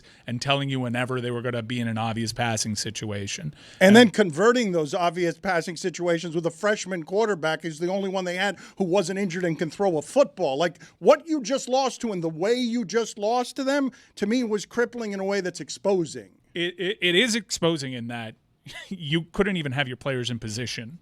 Everyone knew where those plays were going except for Miami's defensive coordinators, who were stunting players at the defensive line and allowing quarterbacks to easily break contain. I think contextually, in a vacuum, if I tell you it's 28 points against Georgia Tech, you got to do better than that. But you're also omitting the fact that Georgia Tech should have had 35. They did the smart play at the end of the game, and also how effective that offensive game plan was. David Lake of Inside the U said that Georgia Tech essentially had to thread the needle. This was their only path to victory. Perfect and they game killed plan. it. They would always get 9 yards on first down to make sure they could bleed out an extra 2 minutes out there. I'd say what happened to Miami's defense is beyond troubling in that you don't really see a path to them just being below average. When the offense that you're playing is that limited and you still throw up a stinker like that, you're probably not going to do any substantial winning. That being said, everything's still out there for Miami. They control their own destiny, and they'd be favored to make the college football playoff inside their own conference. Before Saturday, that was another reason why Cam Ward was and is such a great Heisman candidate, is that the reason they were 9-0 is that Cam Ward was outscoring the other team and his own defensive shortcomings, winning high-scoring games, winning comeback games. He failed Saturday, and I agree, he didn't have a very good game, but here's how good Cam Ward is. He throws for 340 yards and 3 touchdowns when he's not having a really good game. I'm not sure how much his Heisman candidacy was hurt Saturday. Can you imagine if he completes that pass to Jacoby George that was there for him? I think Cam Ward is so tied up with Miami's success. You can't break yourself of it, the exciting way that he plays. But I also think he creates a lot of problems that aren't necessarily going to be there if you have someone that's in the pocket that's getting rid of the ball in under 2.5 seconds. But this is where Miami is right now. They live and die by that, and if they're going to concede 9-minute drives to the other team, they need to be efficient. And they're the best short yardage team in the nation, and they failed miserably on 3rd and shorts. That 4th and 1 call where they decide to get cute and throw Mark Fletcher into the flats, and he's not even prepared for a pass. Just what are we doing? We're not going to have that many drives. They're cutting our drives in half here. Let's get the first down. No one's been able to stop Miami on 4th and short at all this season. So an automatic 3 yards. Miami got cute. They had fewer chances. Their margin of error shrank, and Georgia Tech threads the needle. That's a loss that hopefully wakes Miami up, and it happens at the right time. But when it comes to the defense, I can understand completely why you talk yourself into this team's not winning anything. Yeah, I think just to go back to your point about 2019 LSU, on FEI, they were ranked 11th on defense. Obviously, the number 1 offense in the country right now. Miami's 65th on defense, and that's opponent-adjusted efficiency data from BCF Toys. So that is a very large gulf between not having like the best defense and still winning a championship and having a like really if you remember that LSU defense, they turned it around later in the year. But if you look at the marquee players, everyone can name what they had at wide receiver. Defensively, who's the best player from that LSU team? Stingley. So they figured it out at a certain point in the season, and I'm looking for individual players to rise up on Miami. I don't see it. They're not even positionally where they need to be. Let me stop you for a second on wake-up calls, okay? The way that Miami lost, because I want to be clear about this, and this isn't about wake-up call, it's not about learning, okay? Your coach 3 times decided and failed all 3 times to go for it on 4th down. I'd trust my offense like that on 2 of those 3 times. I would not on the 3rd time. I would have taken the points, but I understood what he was doing on each one, and I believe in the idea of arrogantly going down with my best player firing away.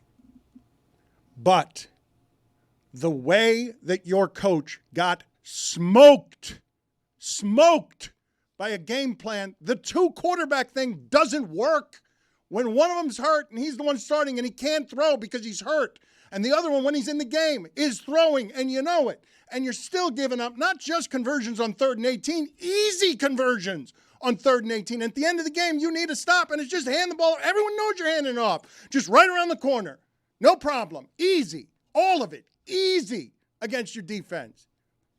Cam Ward's not excellent enough, even if he's the best player in the country, to overcome the defense and the coaching shortcomings that make it so that Cam Ward has to be better than everyone on the other side and better than everyone on his side. And he was asked to do it on Saturday and could not.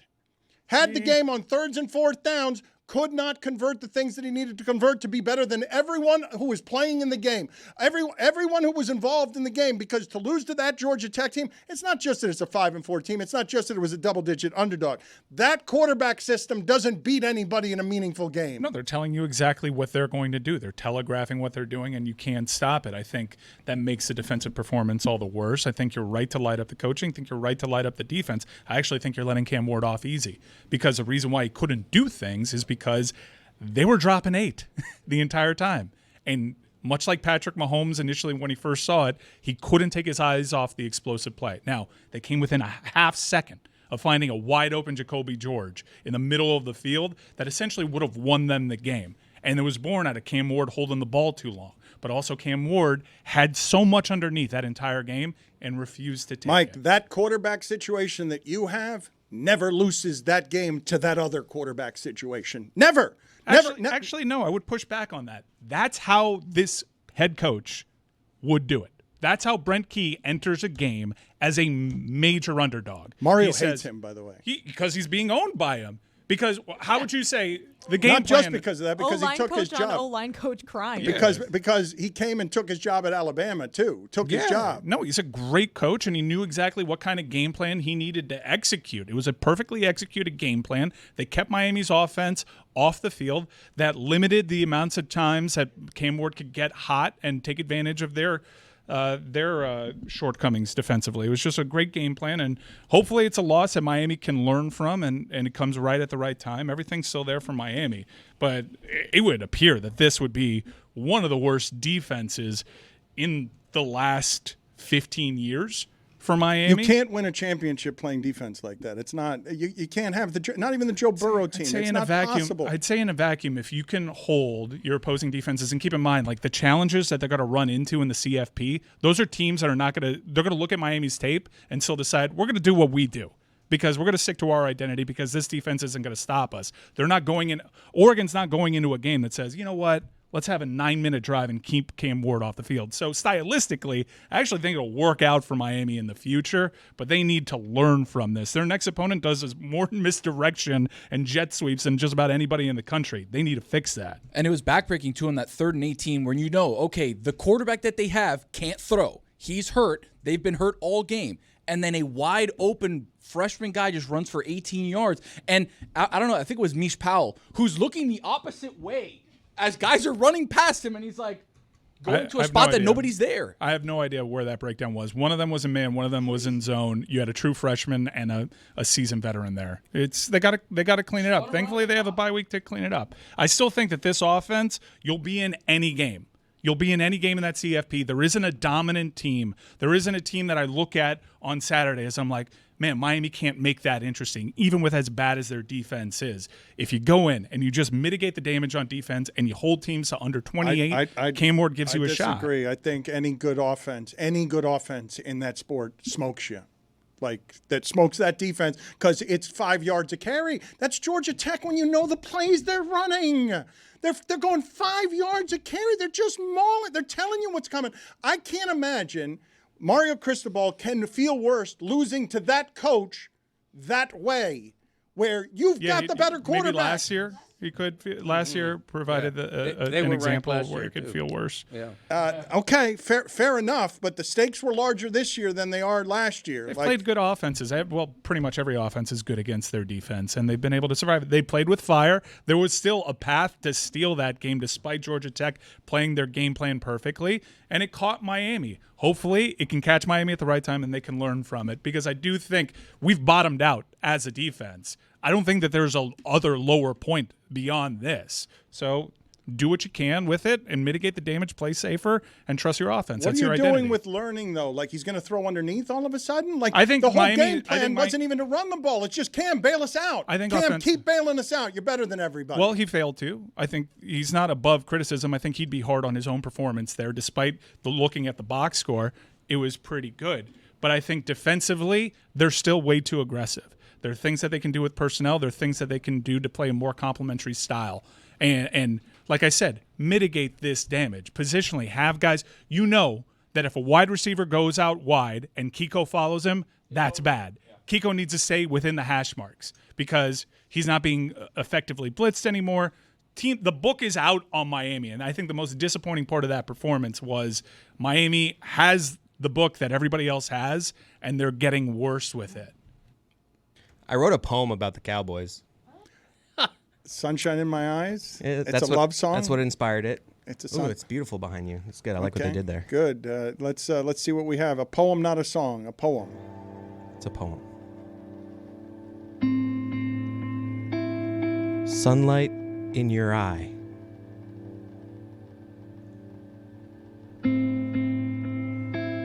C.D. Lamb asks why.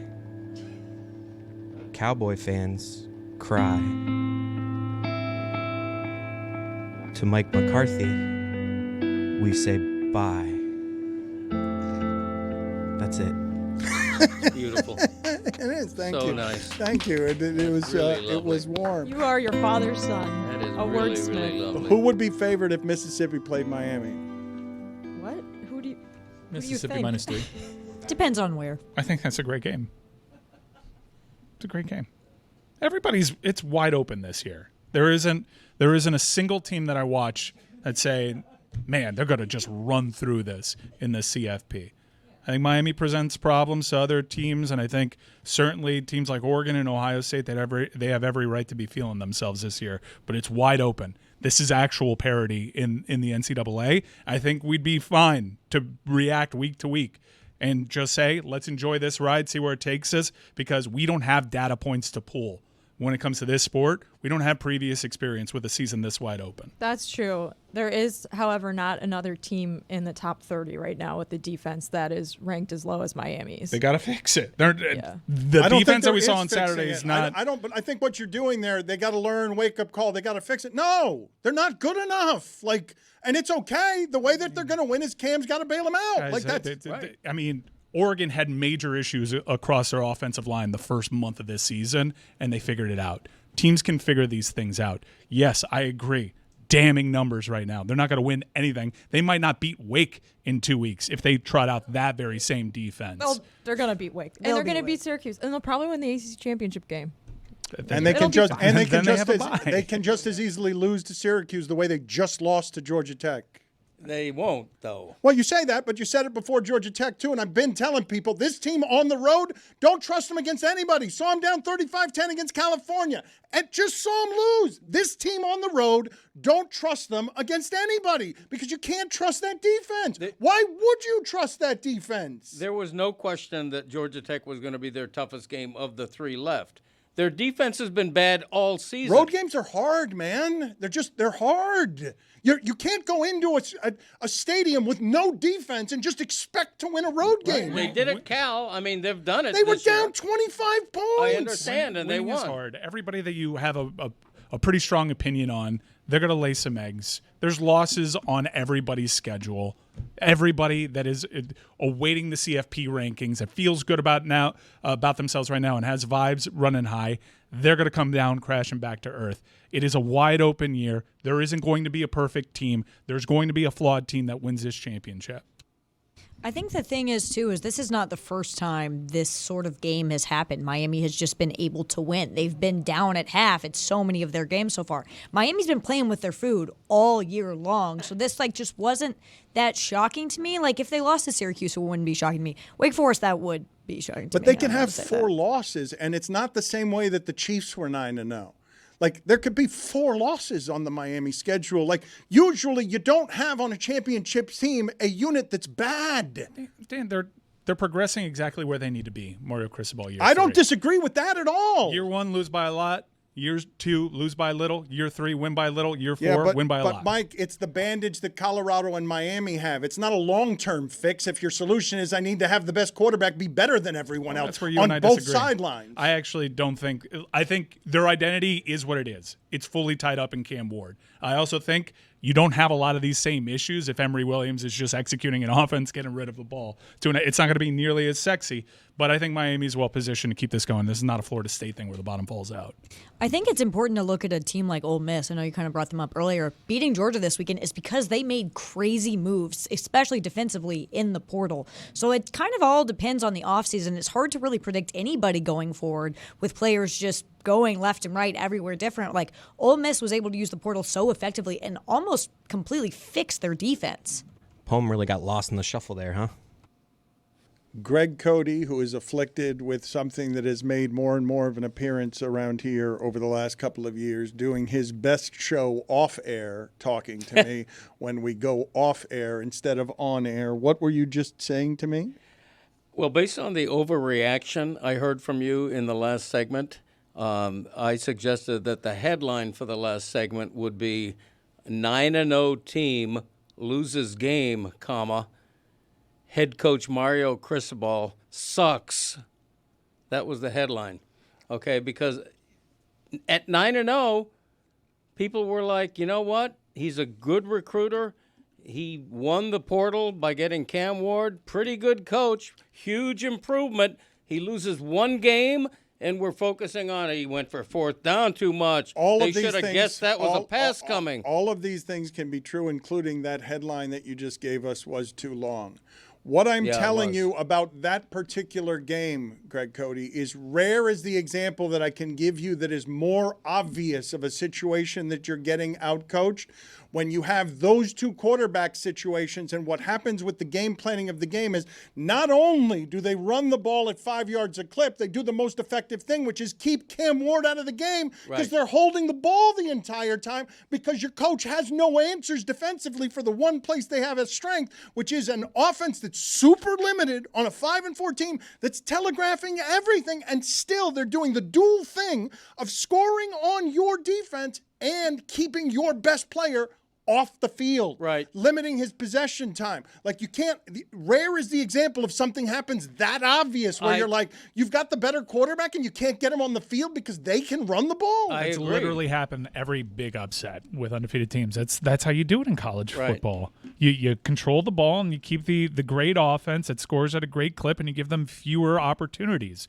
They perfectly executed their game plan down to getting 9 yards on first down carries as opposed to 10. They were just perfect. There was still a path to victory. And Miami's offense, you could hold them accountable and say they actually dropped the ball. It was a bad day for the defense and the offense to essentially together put their worst performance of the season. It happens. Winning is hard. This season has proven that winning is hard week in and week out. Hopefully they can learn from it and improve. And the running game, the run defense by Miami, I don't have the stats in front of me. If I'm wrong, correct me. The run defense has been average, but not terrible this year. It was 5 yards a carry on Saturday. I'm talking about going into that game. That was an anomaly, giving up 270 yards rushing. The run I think the pass defense has been worse than the run defense for Miami. But the point is, the defense has been bad all year, and Cam Ward has been outscoring his own defense and the other team all year. I can't do this anymore. If Mike Ryan's going to give me press conference of hopefully we learn from it. Let me switch topics here because I need to get to Off-Rohding, which should be Off-Rohding, right? It should be Off-Rohding. Off-Rohding. Miami's run defense factors in somewhere around like 70th right now, just to tie a knot on that. But Thank you. yes, But going into that, before For the giving up season. 271, it was probably more like 40th or 50th, I'm guessing. Okay, Sure. important guess that you That's make. bad, It's too. still pretty terrible. Off-Roading. That's average, not terrible. It's pretty terrible. Off-Roading, Off-Rohding. It's coming in a second. But I'm scared to do something that I want to do. And I'm just not brave enough to do it. I don't know if all of you have seen what Jokic's last 9 games have been, but it's all ridiculous. Like, it's just asinine that the man is not playing, he keeps improving, statistically keeps improving. And the thing I'm scared to say is that he's the best basketball player ever.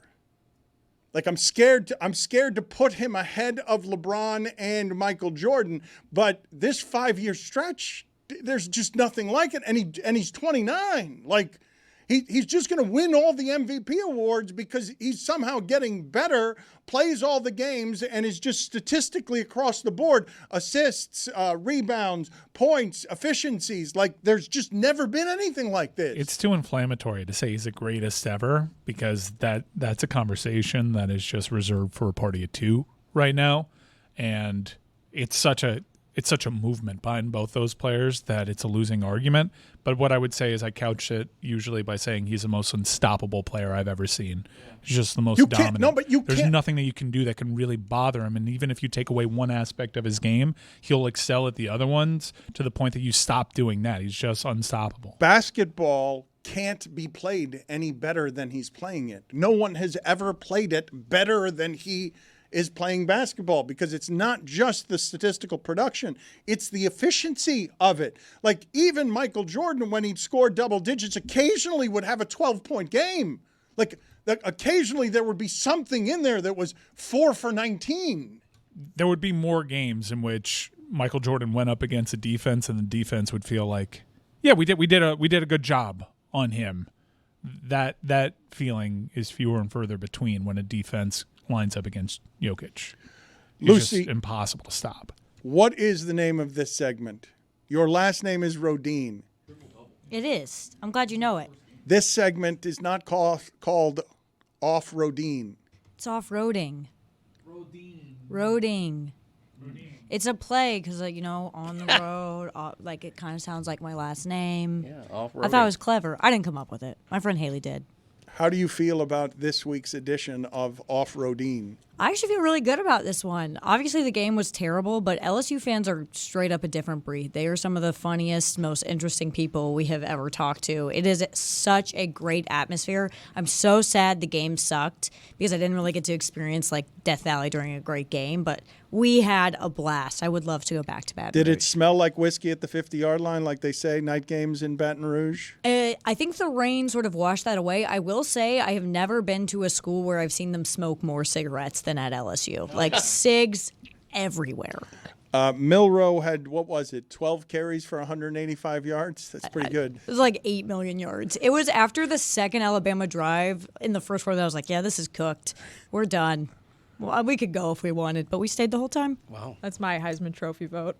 I mean, 12 carries, 185 yards. On top of that, though, it was a night game at LSU. It's supposed to be hard to play at night there. They violated all sorts of animal rights stuff by bringing a tiger across state lines. Yeah, you should be furious, Jessica. Everybody should be furious at doing that to a tiger. It was so depressing to watch. I am excited to ask Ron McGill about it tomorrow because it truly made me so sad to see that tiger in that cage while everyone was booing it. Yeah, but if they would have won, though, it would have been electric. No one wanted the tiger there. It was just overall bad. You'll see it in our videos a little bit, and absolutely no one was happy. And it was like 50% of the fans were like, hey, I think it's really messed up to have a tiger on the field during a football game. Like, that's wrong. And the other 50% were like, that should be our tiger on the field during this football game, not the other one. The thing that I remember about when the University of Miami was at its greatest powers is when they went to LSU and they won at night like 44-3. And in that game, I saw an LSU receiver chased down by a Miami defensive tackle, Shane Curry. And outside the locker room before the game, they put the sedated tiger in a cage right outside Miami's locker room. And the Miami players came out and were putting their hands in the cage and stuff, like taunting the tiger. My dad told me that same story when we were they were watching the game on Saturday night. He's like, once upon a time, I was like, the good old days. They were taunting the tiger, and then it got ruined. I was so excited to see a game there, and then it was rainy, and they were all miserable, and it was 44-3 or 45-3 or something ridiculous, and the whole thing gets ruined. On Friday, I went to just see Mike's enclosure. So the tiger that was at the game was Omar. That's different than Mike. But I went to see Mike's enclosure, and I was like, I posted something about, like, I don't really agree with this. And a lot of people were like, that tiger lives like a king. That tiger has the best life in the entire world. But when I was standing at Mike's, like, little enclosure, this family came up next to me, and I was eavesdropping on their conversation, as I always am. And I just heard him go, you remember when Meemaw poked Mike with the stick? You remember that? And I was like, I don't think this tiger lives like a king. I don't think so. And while smoking heaters, while everyone's that tiger had to be miserable. That's an unhappy. Like, come on, that can't be pleasant. It's really sad. Mike was just pacing back and forth in the enclosure the whole time, and he doesn't really come out during game days because it's too overwhelming for him. The tiger that they brought in. They only had on the field for a little bit. He wasn't out there very long. I don't know if it was rain related or what, but it was. And all the fans booed the tiger, by the way. They were so unhappy. Not one single person except for the governor of Louisiana wanted this tiger at that game. Everyone booed the tiger. They also rolled him out and just floodlights on him while 90,000 people are screaming. The whole thing, I terrifying. Really, I hate to be this guy, but it really did upset me for the tiger. I just finished watching that chimp documentary on HBO also about the people that have the chimps as pets, and these are wild animals, and the cage was so thick that you could barely even see the tiger through it too, and he was probably so scared. Bit of a liability issue, I suspect, to have a tiger. Anyway, on that note, PETA's involved. There's protesting. State lines were crossed, and there were all sorts of animal cruelty violations. Let's go off-roading.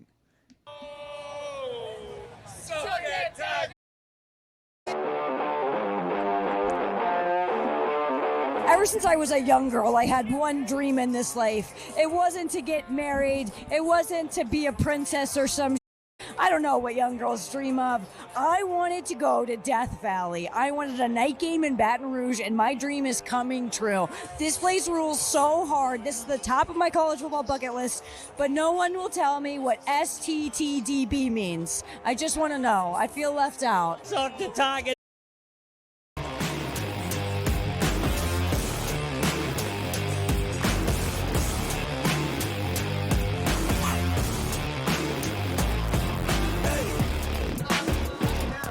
It's so hot and it's November.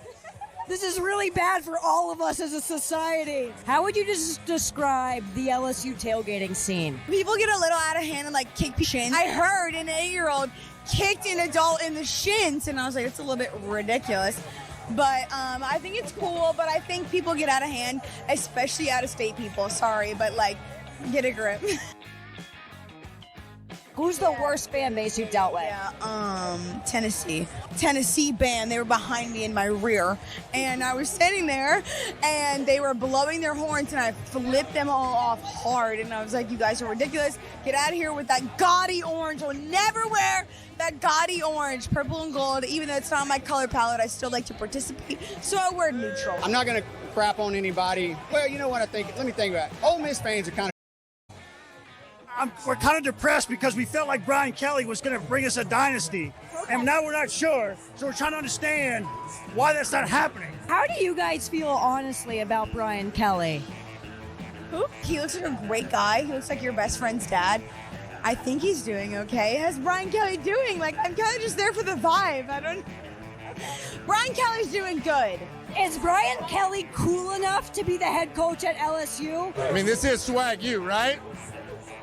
The least swaggy person of all time. I don't know. Brian Swag could be tonight. This could be. Winning this game tonight is swag. You talk about legacy games? This could be Swag game loading tonight in Death Valley. Yeah, he's getting cooler because he's starting to embrace the culture.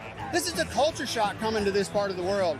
We eat more, we drink more, we party more.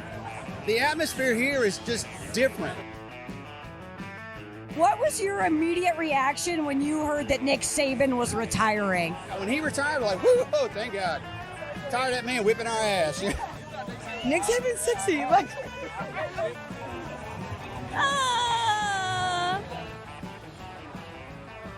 Okay, so here's the situation happening at LSU today. For those of you who don't know, LSU has a live tiger on campus. His name is Mike. He's a full-ass live Bengal tiger that lives in a facility right across from the football stadium where people can go take pictures of him, whatever. Morally, I don't agree with that, but that's not the point of this right now. So Mike used to go into the games, and he would be in a cage on the field sitting behind the visitors' bench, which is crazy, but they stopped doing it because it's 100,000 people. It's really loud. It's probably pretty dangerous. There's some state government official here who's like, this is what's the most important issue in our country right now is the fact that there's not a tiger on the field, but it can't be Mike anymore because they decided that Mike wasn't going to be the tiger on the field, so they outsourced it and they went and got a tiger from Florida naturally who's coming to this game to be on the field, but it's not Mike. And people are super pissed about it. How do you feel about them bringing in a tiger that's not Mike to be on? No. So now we got a stunt double. You know, some cat from Florida. That makes no sense. Makes no sense. They're bringing in Omar from Florida. Like, what? But I think if they were to mess with Mike's mental state, he wouldn't be able to fight like he does. So we had to go in the transfer portal to get a tiger. That's how that works? We got a transfer portal tiger while we had a homegrown tiger. So you're adding to the talent pool is really how I see it. I think what we did is we saw an asset out there in the open market. Brian Kelly, do we want to call him Swagoo now, or is Booger already got that? Swagoo Jr., Swagoo Part 2. I think he went out in the transfer portal. He did some recruiting. He brought in this transfer portal tiger, and I think it might be the key. That is Mike! Put it on! Who the is Dan Le Batard? Have you ever heard of the Dan Le Batard Show with Stugotz? Yeah. Yeah! Woo! All right. Give it to me again. There we go.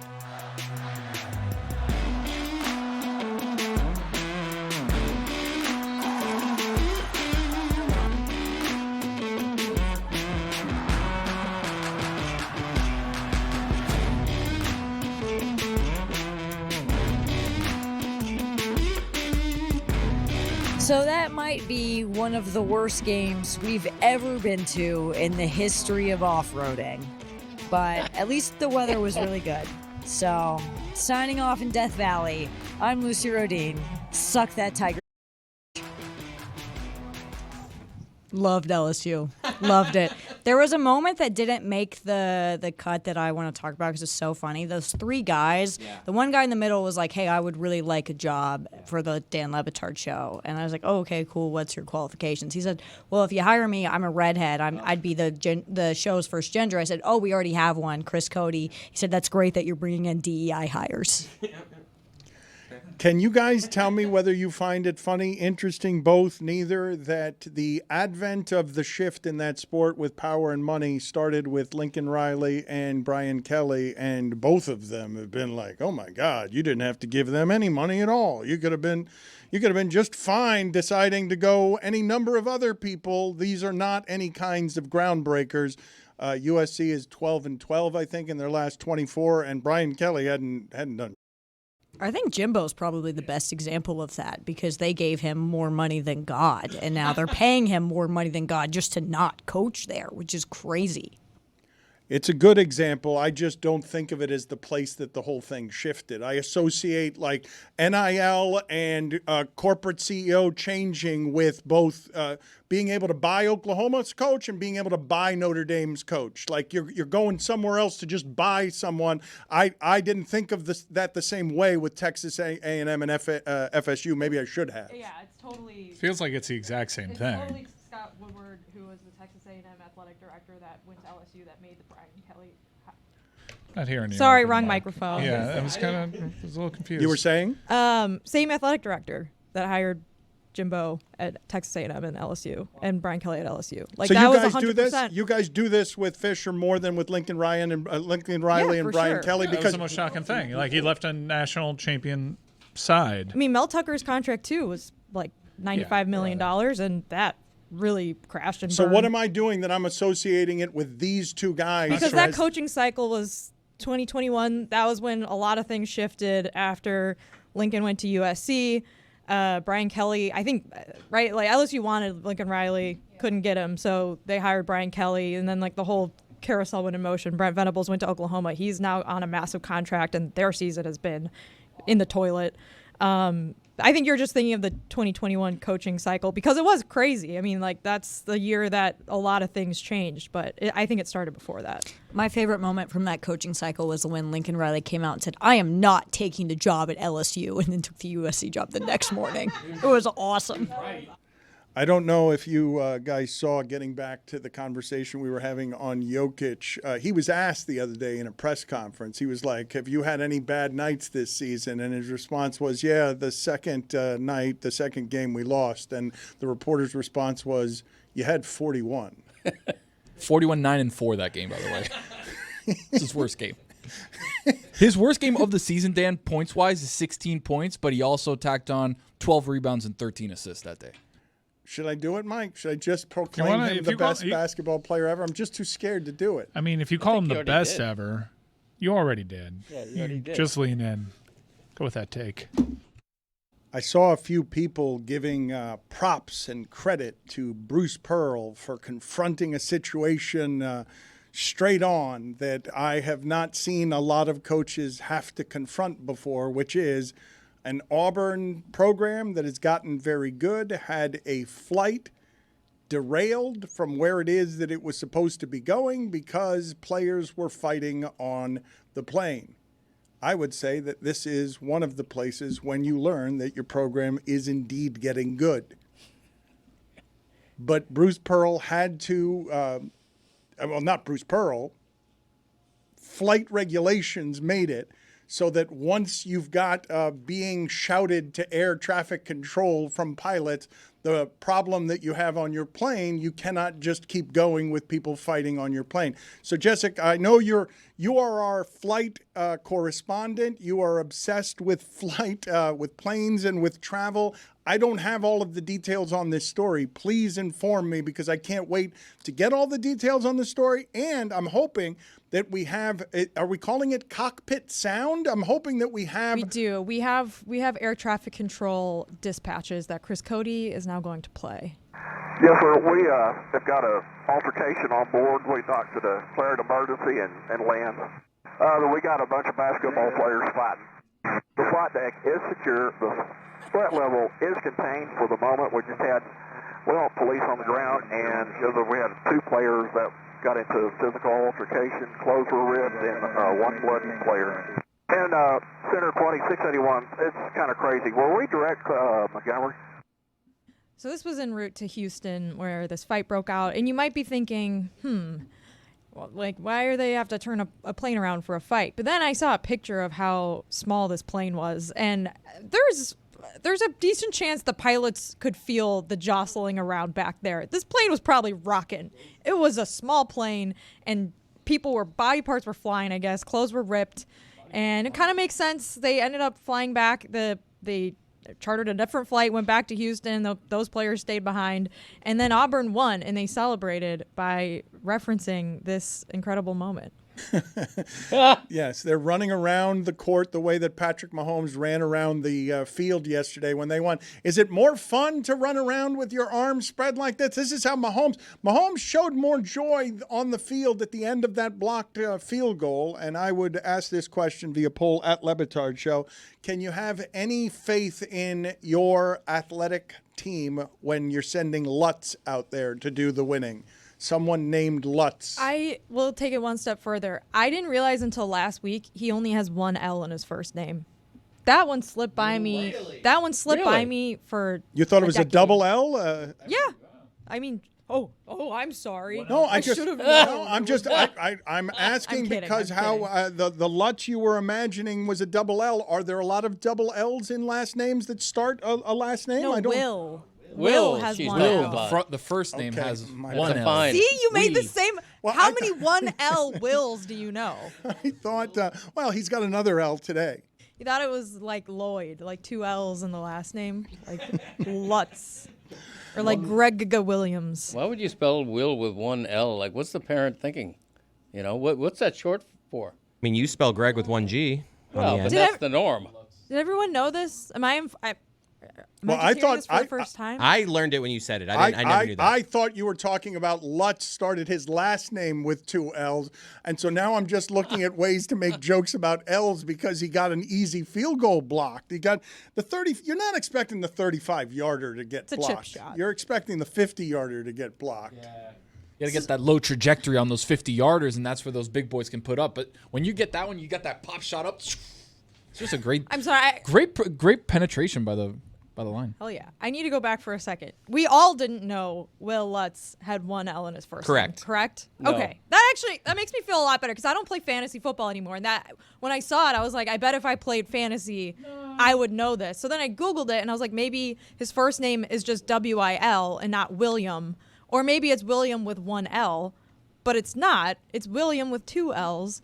But his Then shortened to 1 L. Shortened to That 1L. doesn't make any sense. No. Thank you. If anyone knows why this is the case, please let me know. It's been bugging me all Let week. all of us know. And in the interim, let's just hear Kevin Harlan's guttural reaction to this. He went and got it. He went and got it from under his groin. He always does, though. Yeah, but this was a stunner. We weren't expecting that. I don't know what I expected. Maybe a miss. Is Kansas City going to get lucky here? I wasn't going to actually expect them to produce their own luck by blocking the field goal. I was as surprised as Harlan was there. Maybe the Chiefs will give him another L. I've already felt like I made that joke a couple of times with Did you? the L, and He you did it guys are better. not listening. He did it better? Yeah. He did it better? Yeah, Okay. it's, you know, All right. Well, when I do it, it's done. Okay. It'll be maximum. All right. All right. Let's see Where here. there's a will, there's an L. Okay. That's. Greg Cote, major penalty, 5 minutes, me maximum.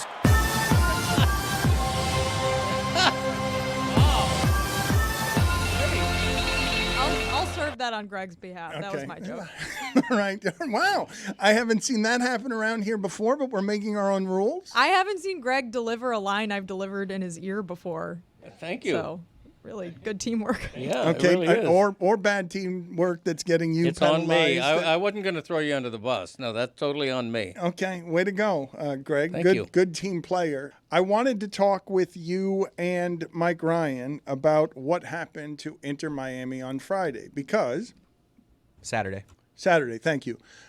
It's the highest paid team in the sport. It's the best regular season team there's ever been in the sport. The first time there have been two 20-goal scorers. I saw that Taylor Twellman put out that in the last 18 games that Messi has played, where he has played all 90 minutes for Inter Miami, they are 15-3. All 3 of the losses are against Atlanta. And they just had their season extinguished in something that has to represent one of the great postseason collapses that we've seen, losing that early when you have that payroll and that kind of star power. We discussed last week. I was saying I will not call this season a failure just because they're building something here and they've built it, and there were plenty of people who cared about what was happening against Atlanta. But there is no arguing that when you've had the regular season they have and when you have that payroll, you're expecting more, and that this ended with the greatest duck fart that you can have, losing at home in Fort Lauderdale to Atlanta, losing to a team that you're better than because soccer happens sometimes. And losing to a 40-year-old goalie on top of that. Losing to a 40-year-old goalie when you control the entire game, you're taking all the shots, you control everything, and next thing you know, you're finished because the Guzman is laughing in your face. Brad Guzman, not Guzman, legendary international keeper for the U.S. men's national team. Yes. To dismiss him as a 40-year-old keeper is Guzman. Got unbelievable disrespect for one of the great legends. He's 40 years old. Yeah, he's really good, though, and he didn't have to move around that much. You can be a 40-year-old goalie. Brad Guzman, as Dan likes to call him. Yeah, you can be. Especially at the club level, you can be a very effective goalie at 40 years old. Brad Guzman. It does sound like a name. American legend. In respect to Dan. Brad Guzman sounds we like a name. We do one thing historically well and consistent enough, and that's produce goalies, but apparently not good enough for Dan to know your last The name. 40-year-old goalie cannot be knocking you out of the playoffs. I mean, you could say nobody can be knocking you out the playoffs and speak with a good amount of conviction there.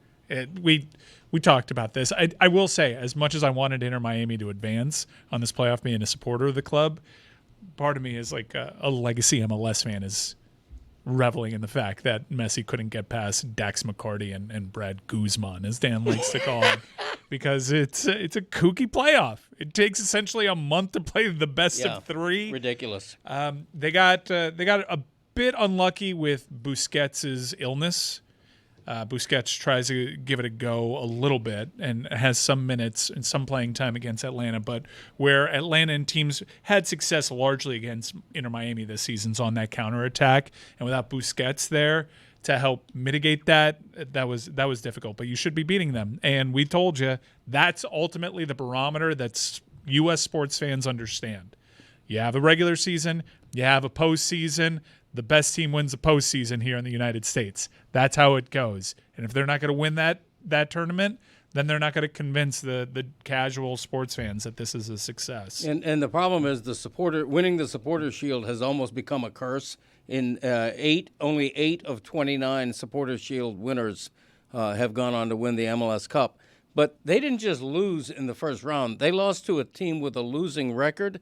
They lost to a team whose entire roster made less money than Lionel Messi did by $5 million.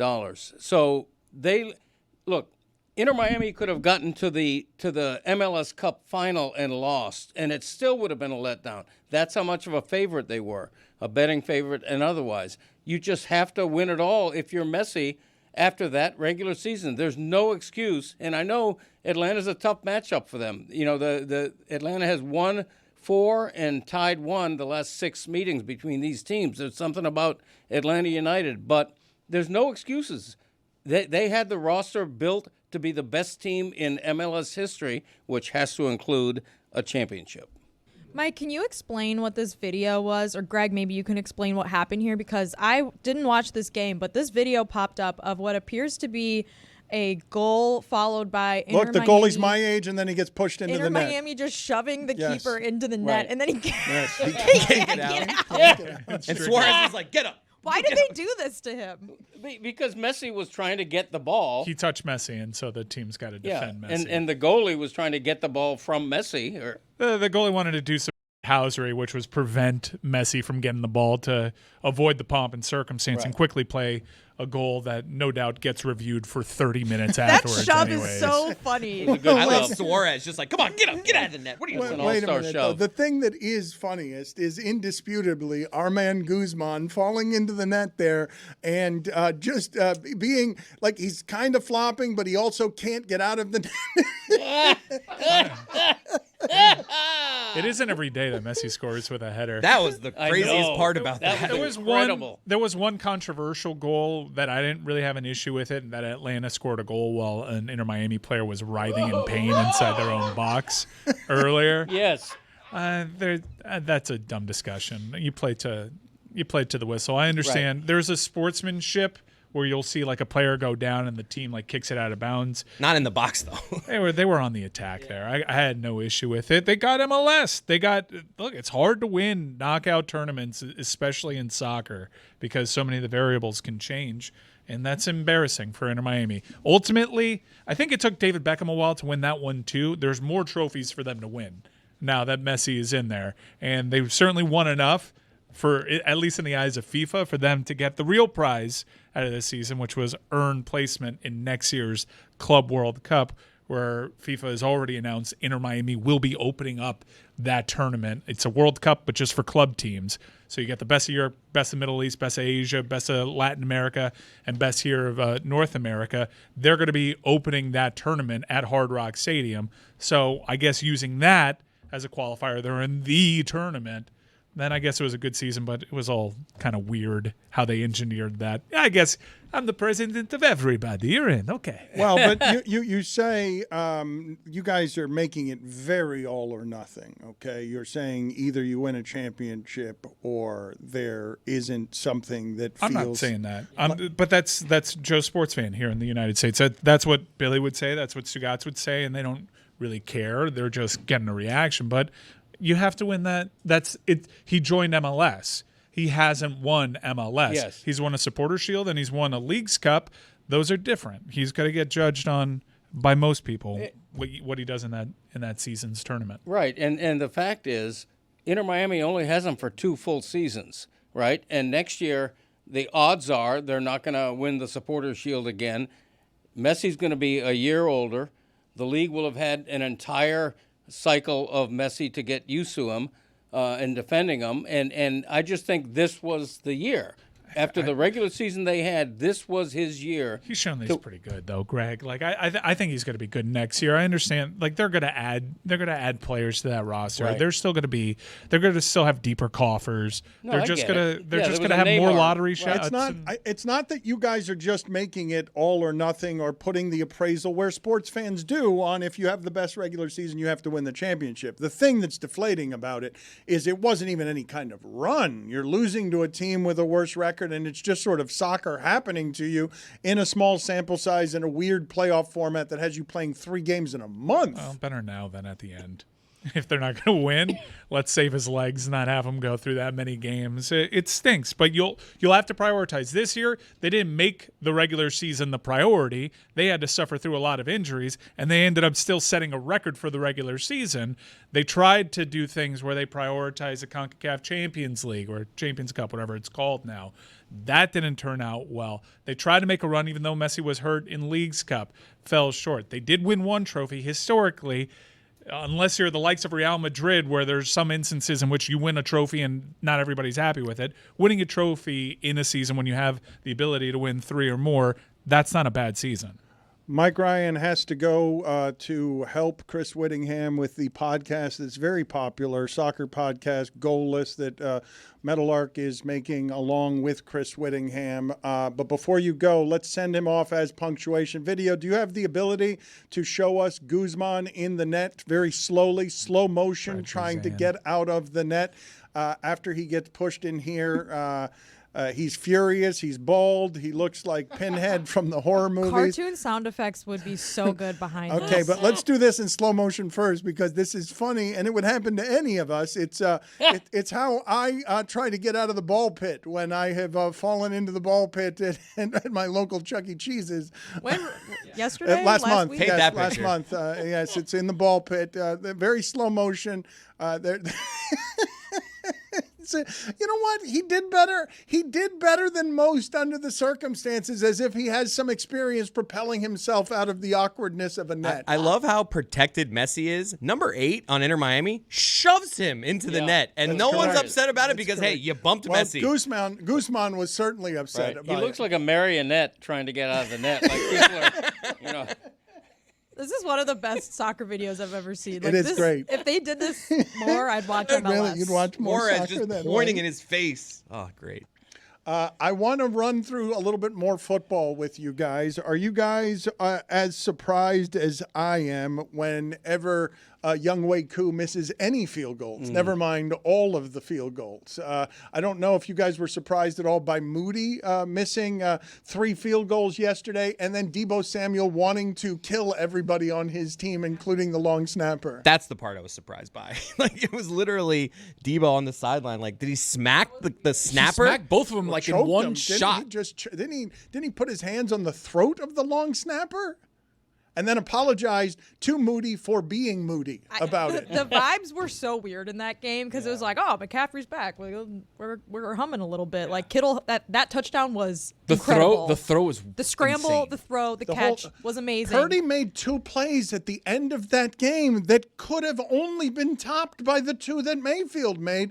And then they lose because Tampa loses because Moody finally does make one of the 4 kicks. Brock Purdy has a little Duncan Robinson in him that anytime he does anything athletic, I'm just shocked at it every time. Because Purdy is legitimately good at, like, seeing pressure, getting out of the pocket. But every time I'm always like, he's sneaky athletic. No, Chris, this is what's happening. Foxworth spoke to this in a second ago.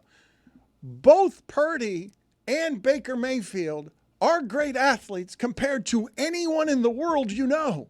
They're just not great athletes when being chased by 350-pound people who are more athletic than anyone you also know. Except when Nick Bosa is trying to bring you down, and Baker all of a sudden just has the arm of steel and just like doesn't let him go, then throws a rope to Rachaad White. It's like when you're eating food on the couch and your dog's trying to get it, and you gotta just stick the arm out. You just gotta stick the arm out, and it worked. It was ridiculous. Yep. To that Moody point, though, you come back from injury, right? You have a high ankle sprain. You're out for 5 weeks. You're starting to get back into the flow of things. Hey, you miss a couple of kicks. That's part of the deal, right? I got my ankle rolled up on. It's screwed up. And then a teammate makes you feel worse about it and then smacks you with it. It's like, come on, guys. What are we doing here? I cannot talk enough to the audience in general about how little respect real football players have for the guys deciding games who do not play real football. I cannot articulate to you, cannot explain to you. They don't think they're actual football players, and they all secretly feel like Deebo Samuel. They just don't want to all strangle the long snapper for costing them games. When Deebo Samuel was in the hospital recently, do you know what they're doing to their bodies to win those games? And then the kicker comes out and starts bleeping with their money, with everything. They do not respect those guys. They're not playing the same sport that Deebo Samuel is playing, and Deebo Samuel resents that they're deciding the games for him. I'm trying to think of other professions where this exists, like someone's job that can be very important at times, but you're just disrespected a lot. Like in our world, like the producer. IT guy. Like, we don't care about GQ until something breaks, and we're like, God damn it, GQ, No. you stink. He's an engineer, though. He's not an IT guy. Whatever, I'm just... Yeah. I guess that proves your point. What are you doing? Robert is the IT guy, and you're just taking... Robert's also an Byram engineer, is Dan. But the Robert, IT guy. kind of like Byram's kickers, the IT Robert's guy. one of these people, you might not talk to him for a few days, but if something goes wrong, we're like, God damn it, Robert. Valid. Thank you, Dad. That is valid. And by the way, nobody had a worse game than Koo, who's a Lobo. And so the Lobos could have used him. You're like me. on You're any of surprised those anytime three he kicks. misses a Yes. kick of any Yes. sort, correct? And here's the problem for kickers. It used to be, if you miss a 50-yard field goal, all right, that's a long kick. You know, we don't blame you. Now, if you're taking a 58-yard kick, I expect you to make that. I think it's gotten by 10 yards at least. The kicker is now expected to make kicks that he wasn't expected to make before. Yeah, There's like no room for error. last night, Bates for the Lion, it was a 58-yarder to win it. And I'm just like, I mean, he's obviously got enough leg. You have to make that. And he did. Because it's just never short. It's crazy. Like, these Right. kicks, someone's going to make a 70-yard kick. Oh, The way yeah. they're making these 58-yarders, it's crazy. Because they all make them by distance, and they're never short. It's always left or right. What do you guys do with the way that the Lions won that football game? And to be in the rarefied air, this is not, I don't have any experience with this. The Lions have been bad the entire time I've been alive. The Lions are not a team, an organization that can ever be trusted to do the correct things because, never mind that they're better than everyone else, because they simply can't be trusted to do the right things. Chris Cote is watching that game last night, watching Jared Goff throw 5 interceptions and saying there is no circumstance under which Detroit's not winning this football game. That is a level of faith that I have never assigned, not even for a quarter, not on a Thanksgiving. I have never assigned that kind of confidence to a Detroit Lions franchise in my lifetime, where you would believe that, yeah, Houston's not going to win here, even though Jared Goff is turning the ball over 5 times. They're down 23-7, and I thought they were going to cover. I had the Texans plus 3.5. I was like, my wife is like, oh, you're up to, I'm like, no, this is the Lions. They're going to come back.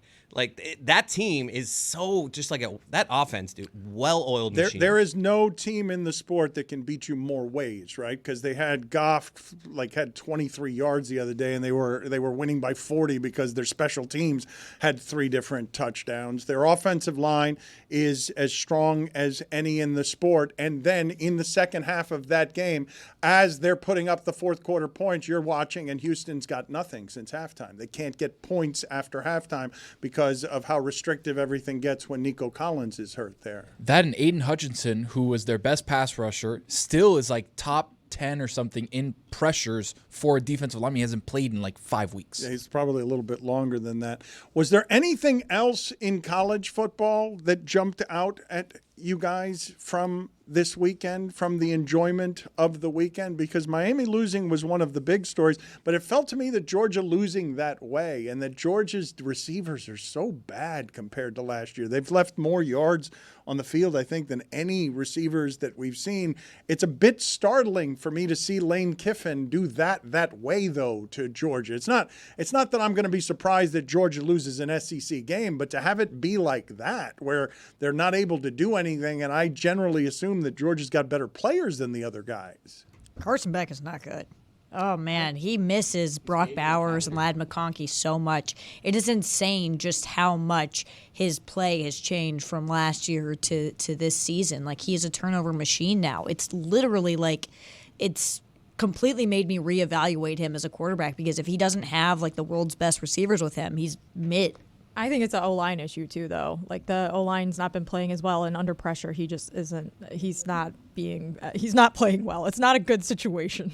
It's TVD-esque the way that he went from, is he the number 1 pick in the draft, to, is he a day 3 pick? Is he a guy who's going to be undrafted? Like, that's how far it's fallen. Gronk calls Bowers the best tight end ever, right? Like, says that he's the best tight end in football right now. Like, Trey McBride would like a word. That guy yesterday, you see how he threw Sauce Gardner off him and then just hurdled another defender? The stuff with the Jets is super interesting. I didn't understand yesterday why the Jets were a 2-point favorite at Arizona. I thought Kyler Murray wasn't playing. I thought he was like a late scratch when I saw that the Jets were favored by 2. I'm like, why would the Jets be favored by 2 there? That was the weirdest betting line of the week. And I picked Arizona without giving it much thought. And not because I'm that smart, because the betting line looked weird. And I have to think it's because New York is always an over-bet team because there's so many bettors in New York. I mean, the Jets and the Giants are always going to be bet. That's not why it's happening. The Jets. That was one of the strangest lines of the season, betting lines of the season. And it's not because New York is over-bet. I'll give you a stat. The 2 teams in the league that have lost the most since 2017, 85 times. The Jets and the Giants. New York football stinks. Right. And has stunk for damn near a decade. Since 2017, no one loses more than the Jets and the Giants. I didn't understand what I actually asked Mina and Mike before the game, who's out here that I'm not seeing in any of the reports that makes the Jets a 2-point favorite on the road? Like, why would anybody? And the response was that Arizona's defense is bad. But when you look at what Aaron Rodgers is doing statistically through 10 games, it's the same as what Zach Wilson was doing statistically through 10 games. Like, that experiment's over. It's not just a colossal failure. It's an enduring one that's going to end Aaron Rodgers' career. Right. I can't imagine that. Not only can I not imagine that he's going to want to play another year after this, I imagine he wants to quit right now. I imagine he'd like to not have to suffer through the last few games of what this feels like physically. For what? For who? Like Ricky Waters said when he was running across the middle and wasn't putting out his arms to catch something. Like, what? If Aaron Rodgers wanted to quit right now, would you be surprised? If he retired in the middle of a season? No, wanted to. Not if he's going to. Wanted to. If he just wanted to not go back to work this morning. He's going to take a cabinet position. That's what's going to happen. Ooh, I like that. So true. Yeah. No, you don't like that. You should not like that. They will be out by January, though. So I mean, they won one game, and he went on McAfee and said like some wild conspiracy theory like 2 weeks ago, and I was like, oh man, if they keep winning, this is gonna be really ugly. But thank God they've kept losing. But Lucy's right. That's what we're heading towards. But when I say that the Jets are overbet, what I mean is there's a million Jets fans who keep forgetting that Aaron Rodgers is almost 41 years old, and they're wish betting. They're hope betting every week that this is the week that he finally looks like the player they thought they were getting. And it ain't going to happen. But I think that's why Arizona should have been favored by 2 or 3 points. There's no question about it. That's not why, Greg. What I'm telling you is I don't know how to tell you that that's not why. Right. It's not because New York all of a sudden was the only one interested in that game and moved the line 5 points. Explain because New York – well, I was asking questions before the game yesterday because I assumed that somebody was out. I was then told that the Arizona defense is bad, and there was some expectation that the Jets would match up in some way, in a way that suggested the bettors saw something. I don't know if you guys noticed this the other day. Before the University of Miami-Georgia Tech game, that line started going down. Yes. It went from 12 early in the week, and it just all week went down and down until it ended up at whatever it was, 8.5 points. The Jets line kept going in favor of the Jets. It was confusing to me that the Jets were favored at all in that football game, or that the Jets would be favored against much of anybody on the road for any reason. Like, they're one of the worst teams in the league and one of the worst offenses in the league. So when they go to Arizona and they are the line keeps climbing, I'm assuming that I don't know something. But it's not because New York – that's never the reason. Because New York bets a lot is not the reason on an NFL game. I think you're wrong, and I've seen it with Jets betting lines earlier this season. This is not the first time that the Jets betting line has looked weird relative to the rest of the league on a weekend. I think people bet with hope that Aaron Rodgers and the Jets are going to turn it around, right? They're wish betting. Exactly. They're hope betting. Exactly. I know, but that's not New York doing that, is what I'm saying. It's not Jets fans. It's not Jets fans. It might be belief in Aaron Rodgers. It's not Jets fans. There are too many bets being made for Jets fans to be making any kind of dent in that number. I just think also people aren't buying the Cardinals yet. Like, I think it's just a combination of everything. I think there is some truth to what my dad's saying. The Jets are a popular team. They're probably bet more than other teams. But it's not going to move, like, it's not just in New York, to Dan's point. But Kyler Murray has been pretty good this year, and Marvin Harrison Jr. has made his career. He has turned him around as the quarterback that they hoped he would be. McBride, too. Like, it's not a small thing that they have another one of these Frankenstein tight ends running around out there. And he only had 4 catches for 71 yards yesterday. But when you watch their games, McBride is expected to be targeted close to 10 times. Heavily. He still hasn't scored a touchdown yet, though. I think he's got the most receiving yards and targets for a tight end without having a touchdown. Yeah, McBride. He hasn't. He was missed, by the way. There was a bootleg play action pass that Kyler Murray, I think 2 games ago, completely missed him. He was standing in the end zone like, "Do you see me? Do you see me?" And then Kyler Murray overthrew and threw it 6 feet, 6 yards past the end of the line. But when you look at that game, it was, are people wish betting the Jets saying that, oh, they're going to turn it around? Because when you look at that line, was Vegas trying to like get people to entice and bet on the Jets? We have a home dog, especially on a team going out west and a team who's not that good. Like, that's not how betting works. All Vegas does is try to get an equal amount of betting on both sides of a bet. That's all the line is. I will say to you that while Cody's making this argument on the Jets, I have not seen a stranger line this season than that one, where I simply assume.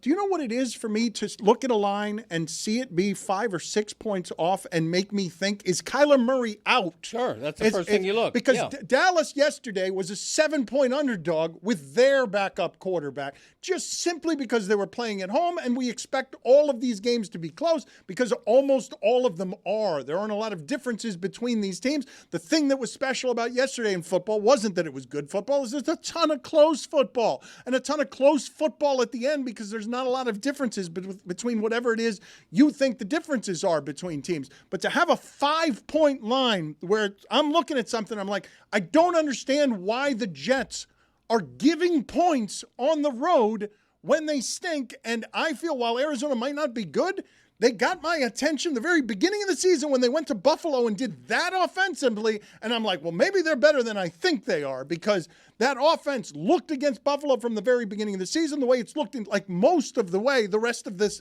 game since, where you can't do much with Connor. Connor's going to be able to run the ball on you because, at least in part, they have Harrison and McBride and Kyler Murray. He's impossible to corral. He's gonna be somebody that extends these plays in ways that are athletically ridiculous. I would also mention, and I just looked it up to confirm what I thought, Arizona does not have a terrible defense. Their defense has given up 22 points a game, which is about 14th mid-pack. Not terrible.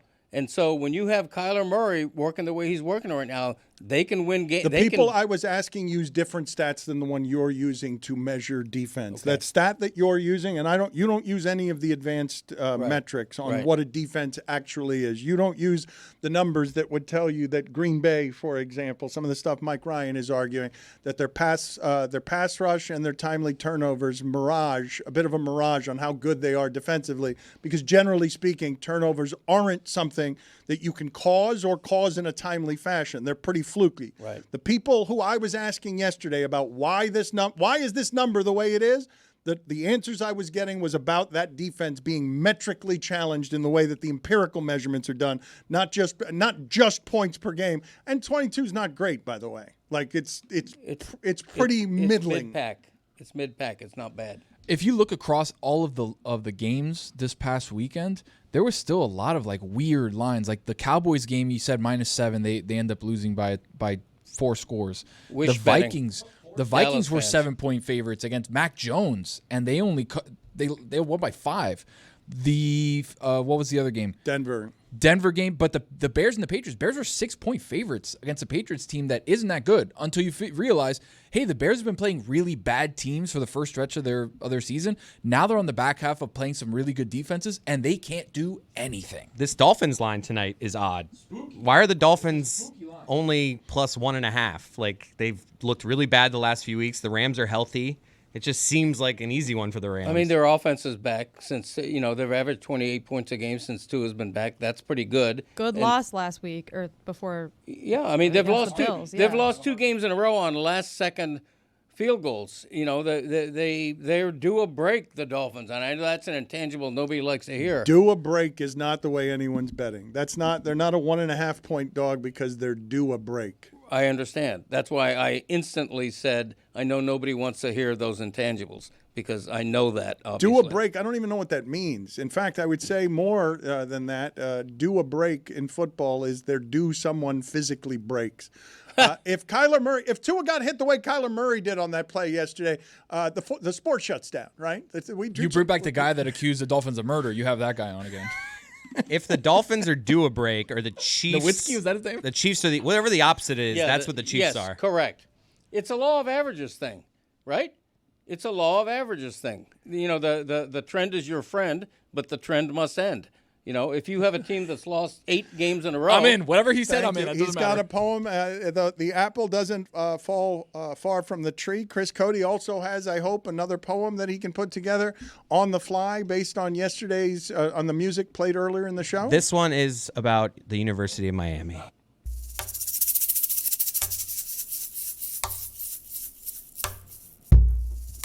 Mario Cristobal dropped the ball.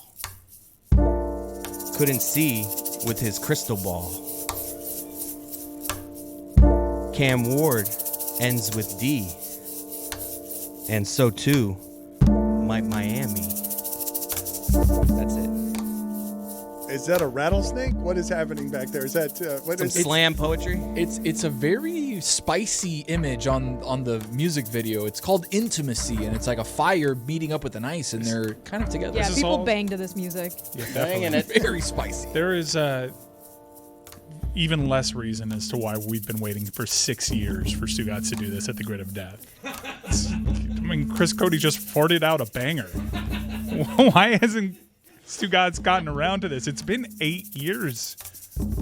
Is that a rattlesnake? It sounds a bit like a rattle. Can you start me over again Those on the are music? maracas. I know, but it sound. If I told you simply, you're walking through the desert. It's dark at night. You can't totally see everything that's happening.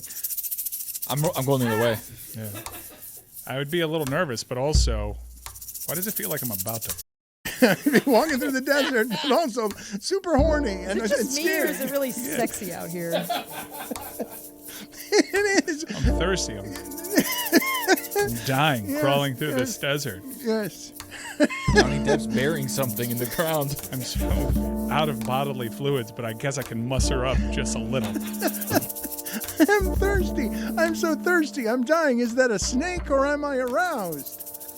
Oh, it's a snake, all right. Baby. What are your thoughts on the show today? You know what? We just got off the air. My phone's blowing up with people reminding me that Le Batard didn't even have the courtesy to promote my podcast. On the latest episode of the Greg Cote Show, man, it's a whirlwind. We have Uncle Dick on. He's shirtless for some reason. He's talking about me as a boy, bringing up 1440, howler monkeys, flying bags of marijuana, a bombing range. You got to listen. Greg, who? The guy with the stapler. Yeah. Greg, any Lobos update? You know what? The Lobos are kicking ass. We had a 57-point game by Jamar Chase, and we rode that like a wave, man. I was on a surfboard. We're riding to another victory. The Lobos have won their third game in a row. They're 5-5. The hottest team. My ass is on fire. The Lobos are so hot. Who could have played better on the show today?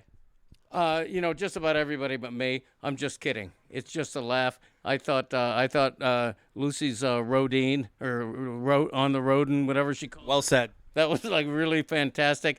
The highlight of the show was when Domonique Foxworth complimented my shirt straight out of the Press Box collection, because this is a shirt you can buy at the Greg Cote Show merch store. I'm just kidding, but maybe we'll start selling dress shirts. You never know. Greg. What do you think about the ongoing strike Which strike is that? with Jeremy Taché striking against the show? You know what? I'm in favor of it, man. I'm in favor of legal civil protests. You know, if Jeremy wants to protest, and I enjoyed the old-timey megaphone or megahorn. What is that called that he had? You got it. He was speaking into something that amplified his voice, whatever that's called, and I approve of that. I support Jeremy Taché in his strike against the man.